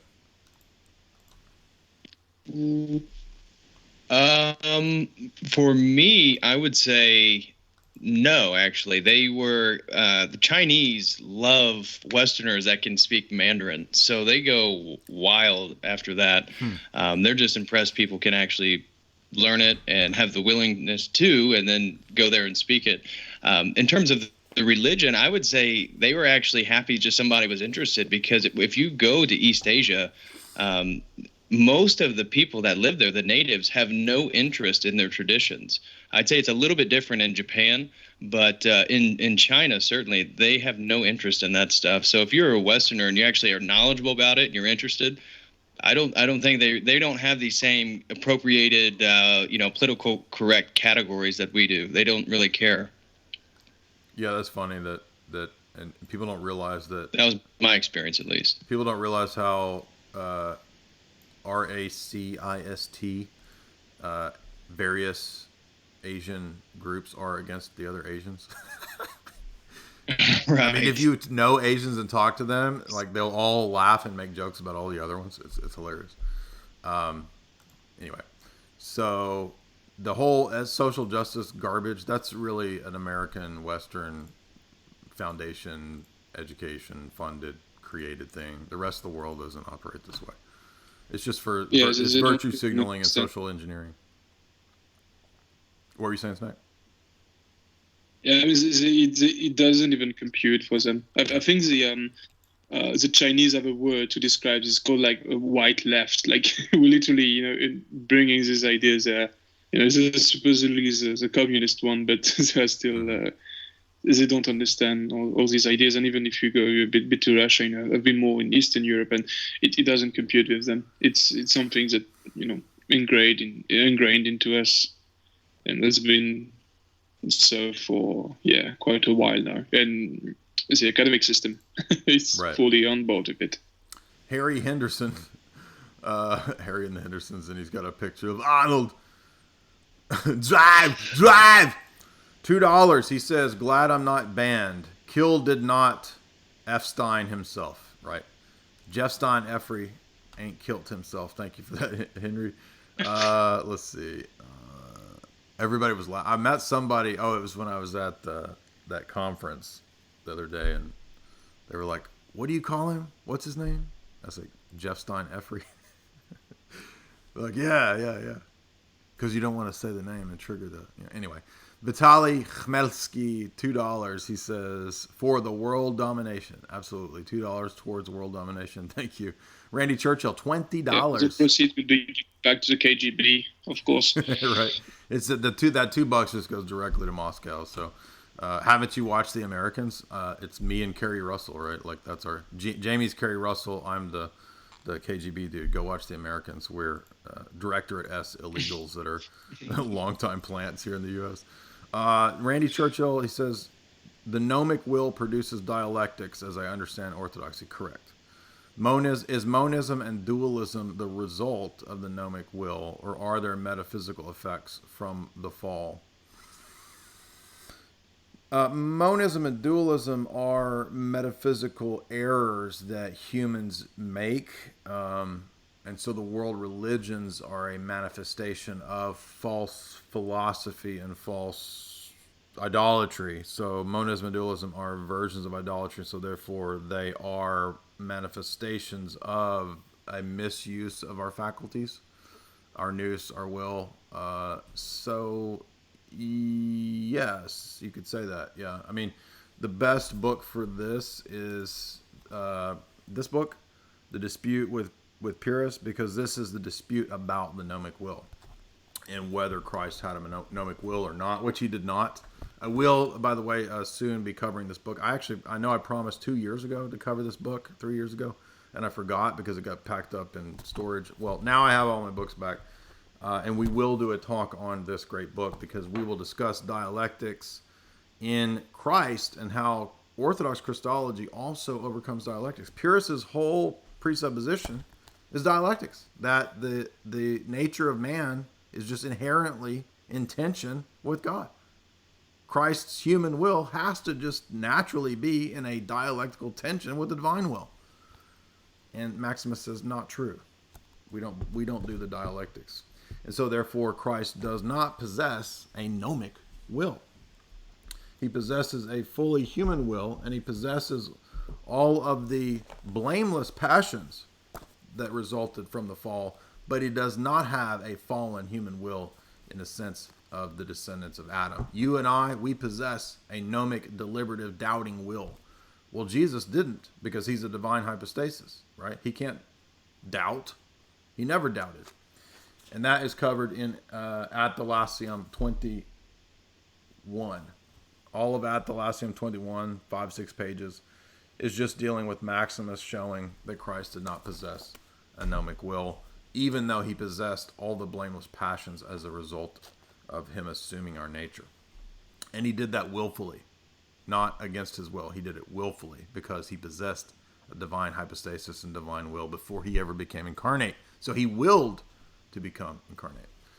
And it's discussed at length in the disputation with Pyrrhus. The denial of absolute divine simplicity, the denial of a gnomic will, the denial of dialectics, and the proof of the essence-energy distinction in terms of Christology is 100% in this book.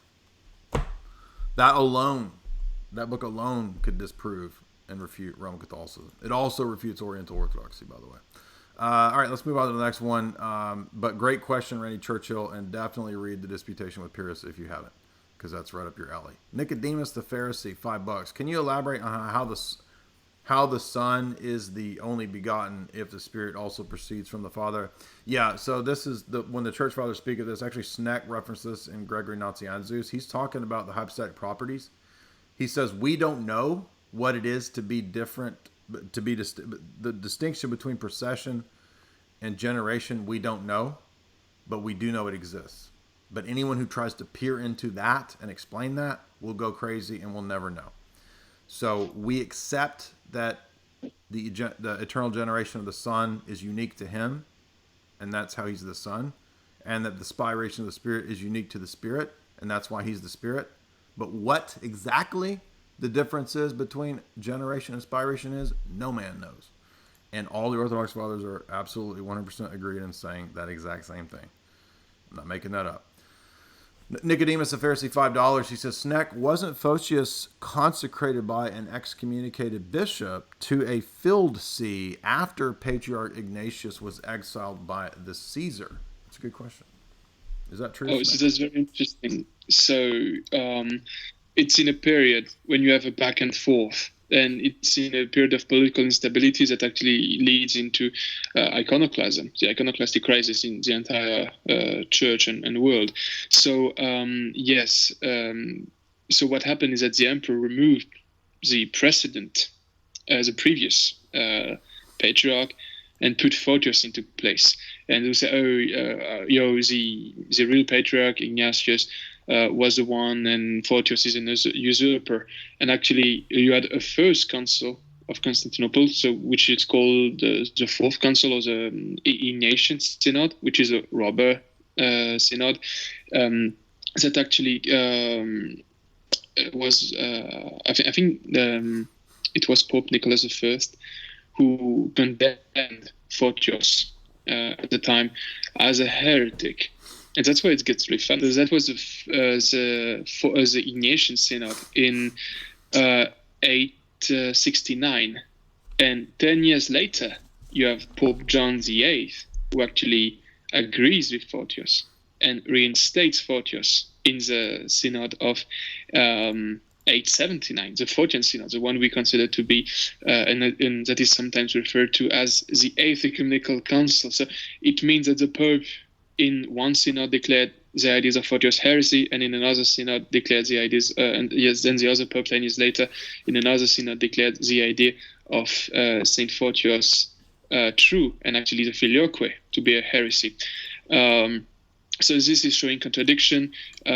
Also, if you want to go the rabbit hole of this patriarch was not installed properly, both Ignatius and I think Ignatius was part of a previous imperial family. Photius was related to Saint Theresias of Constantinople, who actually stopped iconoclasm, but then you had resurgence of iconoclasm. Photius later on was replaced by another emperor who instated a 19 years old. So, it's all over the place at the time. Even John VIII, this Pope, was assassinated because there were also factions fighting. If you go read the Liber Pontificalis, the book of the popes, you will see that he was poisoned and then finished off with a hammer. So you see a lot of conflict at that time. And going to this rabbit hole is really bad. And the fact is, if you take it from the Roman Catholic standpoint, the Pope actually said, there was the last council, Pope John VIII said, no, Photius is not heretic. If you say that they are contradicting themselves, then they are infallibly contradicting each other, because one declares Photius to be a heretic, the other is declaring Photius and to be to promote a real dogma, and actually the filioque is a heresy. John VIII, Pope John VIII, well, if he was assassinated, probably a saint, also wrote to Photius, and I've got the letter here.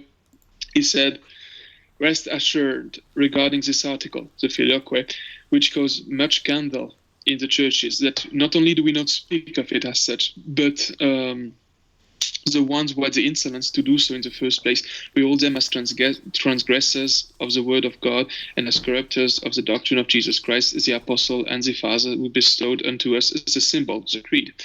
And we assign them with Judas as tearing apart the members of Christ." So, in this context, yes, John VIII was clearly in favor of Photius and against filioque, and he was fighting influences in the West, the Frankish theory. Many people who say that this letter is forged, which is weird because you can find it very late into Roman Catholic books. For example, it is quoted in Histoire ecclésiastique of the Jesuit Claude Fleury, and Roman Catholic historian. So up until 1691 as genuine. So it only starts to be called a forgery when the idea of papal infallibility starts to seep in, because it's non-coherent with papal infallibility. Also, if you want to continue complaining about Photius not being instated properly, you can, as I stated before, you can also remove Saint Ambrose of Milan. You can remove Saint Athanasius. You can find some irregularities in almost all of the papal coronations during the Holy Roman Empire and even later.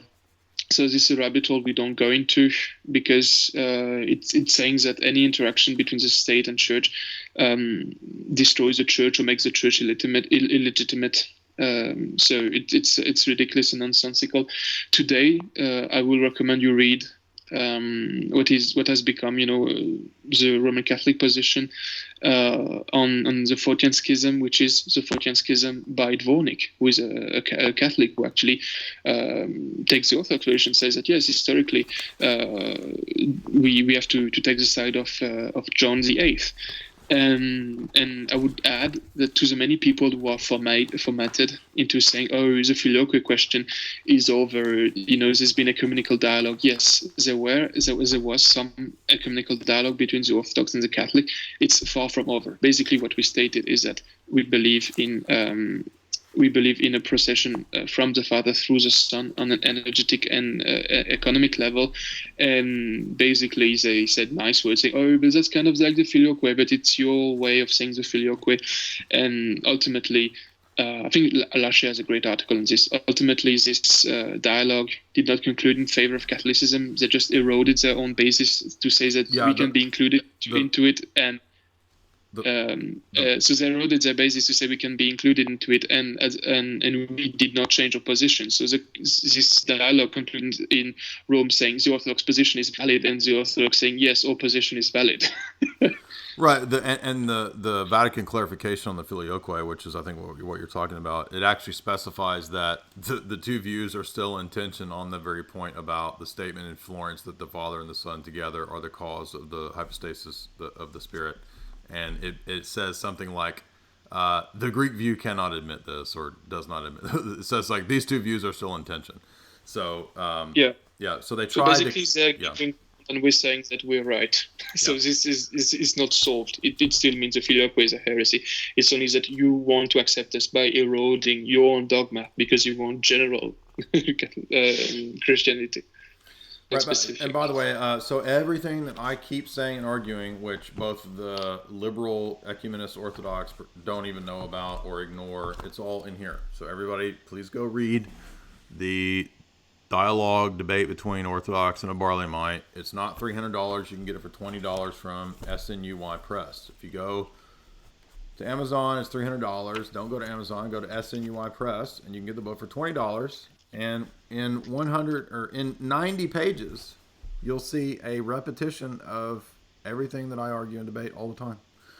And that's the answer to the next question, which is how do emotions fit into human ontology, body or soul? Are they related to the animal instinct? Emotions aren't bad. They're not identical to the passions. The passions are the movements that we have, body and soul, that are thrown out of whack after the fall. And so one of the things that comes up in this debate, actually, between the Barlaymite and the Palamos, is that very question, because the Roman Catholics wanted to practice mortification, to which they felt that they could somehow get rid of the body and the aspects of the body somehow. And so you see, as Snek and I covered in our stream on the Jesuits a while back, these extremes in Roman Catholicism of like extreme denial of the body and trying to flee the body, all the way over to these extreme sort of like flagellants and all this crazy stuff. And St. Gregory Palamas rejects all this. Says, no, we don't mortify the flesh. We bring it into subjection, and then we transfer those emotions and passions towards God. So we don't get rid of emotions. Emotions themselves aren't bad. They're just thrown out of whack after the fall. And so it's an important distinction. And by the way, that Francis Dvorak that Snek mentioned, I read that book a long time ago, about 10 years ago. By the way, it's really good. The Photian Schism, I recommend it. He is also the author of this super rare out-of-print book, The Origins of Intelligence Services. What? Oh, yes, Father Dvorak also happens to write this gigantic tome about the history of intelligence agencies, which I'm currently reading and which will be next in our analysis of globalism books. Moving on, White Top, $2. Thank you, White Top. Much appreciated. Even if it's $2, we love you. He's always throwing in them deuces. Thank you very much. And then Dick Raw. Thank you, Dick, for that $5. I don't think Dick has any comments. And then we have Justin. Oh, wait. No, wait, he does have his next comment. I can't see all these super chats. There we go. Did Church of the Eternal Logos ever read Christ the Eternal Tao by Hieromonk Damascene? What are your thoughts on it and its way of evangelizing to Eastern Asians? I'm a little late, so I'm sorry if he's already talked about this. No, he hasn't. It's a great question. He hasn't answered this. I don't know if he's read it. I have read that, and I think it's a great. Book. I think Taoism really is about the furthest you can get from natural revelation in terms of approaching the idea of logos. And I think that it is a great tool to start evangelizing to East Asians. So, for example, some of you guys may have read the book The Jesus Sutras by Martin Palmer, and the whole history of the sort of blending of Christian doctrine. Of course, they were all Nestorian, and that was the Oriental Church of the East. But Christianity has always been, well, not always, not since China became communist, but traditionally has been well received in China. In fact, in the Tang Dynasty in the 7th century, when it first entered China from the Silk Road, it was considered the religion of light, and it had a privileged status among the Tang Dynasty. And the Christians got their own pagoda there in Xi'an, which was then the capital, and they would fight off the Mongols. And so the Christians basically defended a northern section, a section of the northern border there in China. And so you already see a kind of, a rising of Christianity within mainland China. And I think that this is a great avenue, because we can speak to them just like John the Theologian did for the Stoics and then, the Middle Platonists when he was writing his gospel, that we can use the language of Taoism, we can use the language of Tao and connect that with the organizing principle of Christ, the logos. And so I do think it's very hopeful. And I also think that if you guys haven't checked out the Jesus Sutras, they're really interesting. No, I'm not aware of that. What's the Jesus Sutras? Who's that? What's that? It's a guy called, his name's Martin Palmer. He's an Anglican, but he's a Chinese scholar, and he found these various sutras after, this was in the 90s, these sutras that were hidden in a pagoda, which was theorized to have been like a Christian church. And nobody actually thought it still existed. He had heard about it when he was in China, I think in the 70s or something, and he returned in the 90s. And he got word that during World War II, there was a Chinese, it was a spy, but he posed as a scholar there doing land surveying of China. And he identified this particular pagoda as originally being Christian. And so he had seen this. So when he went back to China in the mid-90s, he went to try to find this specific pagoda, and he ended up finding it.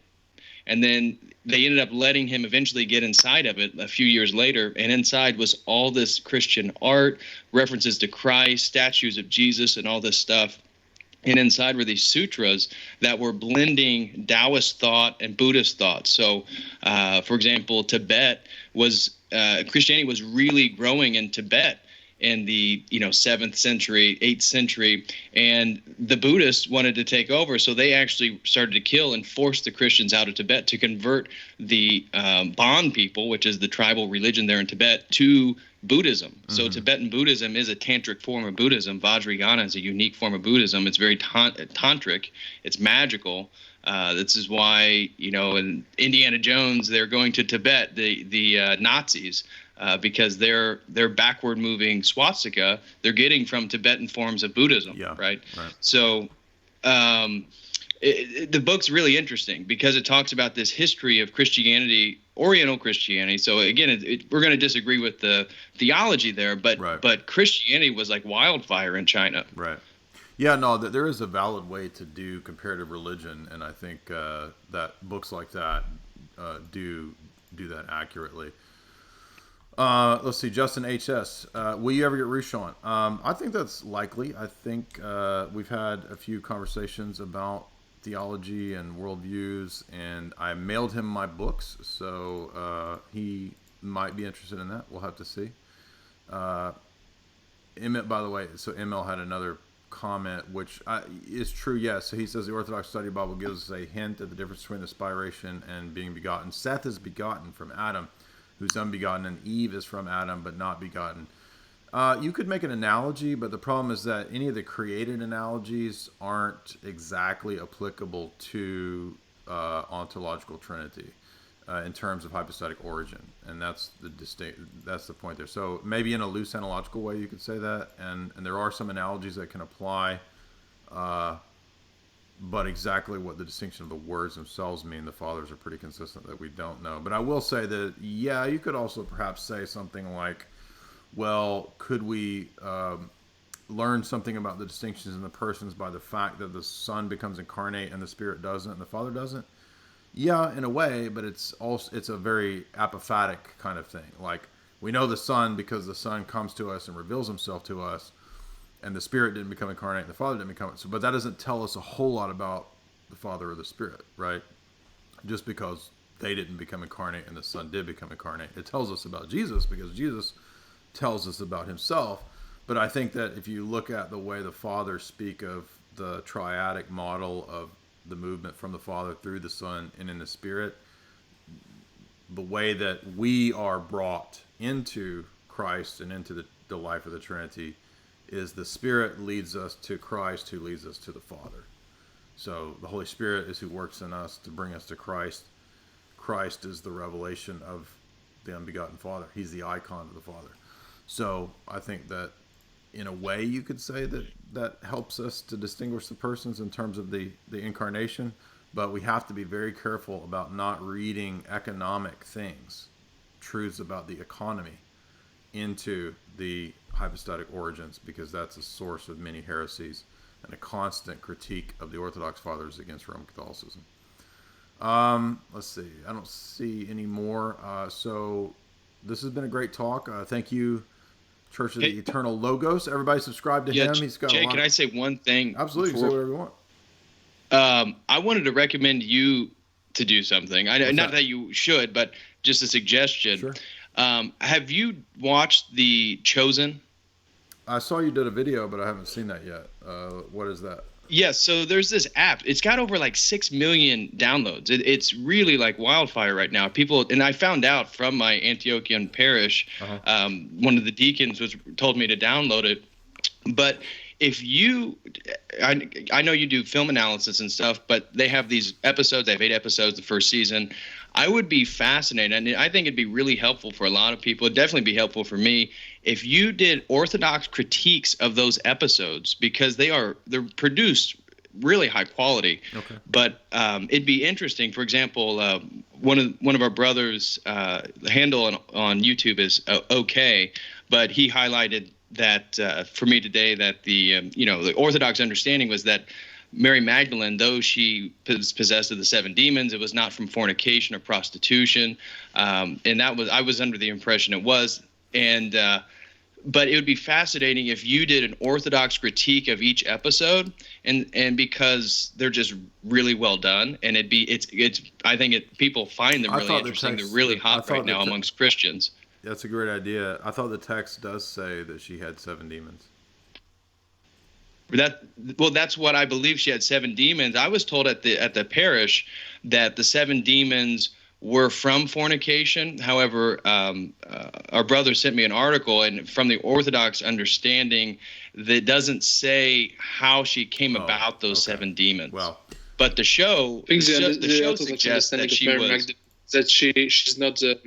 she's not a prostitute. I think that's a later conflation, in the West, they love to group up, the Jameses, and they did the same with the Marys, and that's where they conflate Mary with the prostitute. But yeah, you should do this. We could like study it as well, or do something. We'll see. Yeah, we'll take a look at that.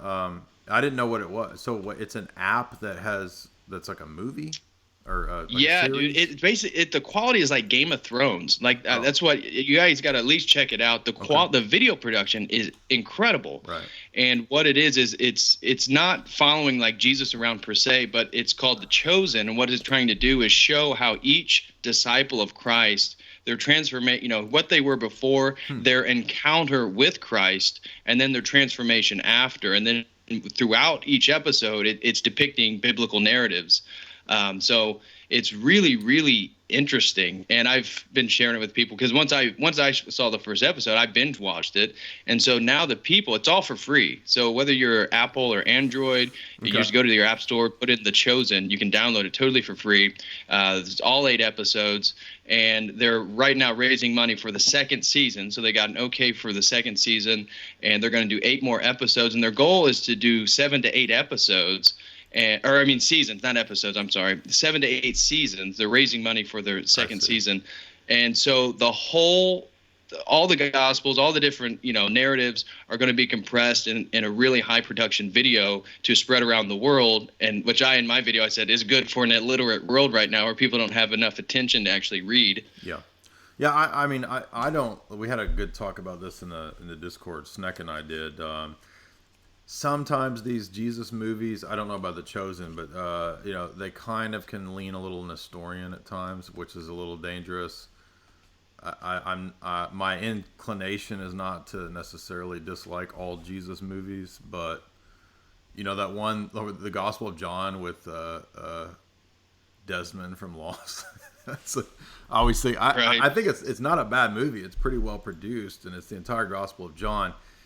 But sometimes they kind of get into these theological errors where they don't realize they're presenting Nestorian Jesus, like the Jesus who's not sure. I don't know off the top of my head if the Gospel of John one does that. And the most notorious is, of course, the Last Temptation of Christ, which is not biblical at all. It's totally blasphemous, and that's total Nestorian, Arian Jesus, who's like on the cross. He's like, man, should I even be doing this? What the heck am I doing? Why don't I just go live it up? Oh man, that's not our view. Jesus is a divine person, right? So he's not. Yeah, it's been on substitutional theory, and it's a bit pornographic. Right. Well, if you find some time, Jay, I would definitely watch them, because I'd be interested on a strict Orthodox critique of each episode. Because like at my parish, they're all Orthodox and they love it. Even the deacon, he's the one that told me to download it, and he wants to start using the episodes as teaching tools. So I'd be curious from your perspective, what you think of it. Okay. Yeah, we'll take a look at that. Yeah, I'll watch it. Yeah, you too, Snek, for sure. You guys know, you guys are a little bit beyond me in terms of the biblical stuff. My training's more in like the philosophy, more like analytical stuff. But I would be fascinated what you guys have to say. All right, we'll take a look at it. All right, follow Snek on Twitter, and follow Church of the Eternal Logos on his channel, and also I guess on his Twitter too. I'll add his Twitter later. Thank you guys. Would you be willing to come back and chat again? Oh, of course, man. I had a great time. Awesome. Yeah, I'm sorry if I talked too much. Just need a topic. Yeah, I mean, we've covered 3 hours, but yeah, just need a topic and we can go on for quite a while. Also, if you're French, go to our YouTube, to our Discord, and if you want to debate or discuss orthodoxy, if you're an inquirer, you can also go to Jay's Discord. Yeah. We're having great discussions there. All right. Also, today my website just went public, so if you check out churchoftheeternallogos.com, got a brand new website, and in a few days, once Squarespace gives me my damn domain, that will be the main domain for the website. They'll both go there, but if you guys have time, check it out. All right. Thank you guys very much. God bless everybody. Have a good night. All right.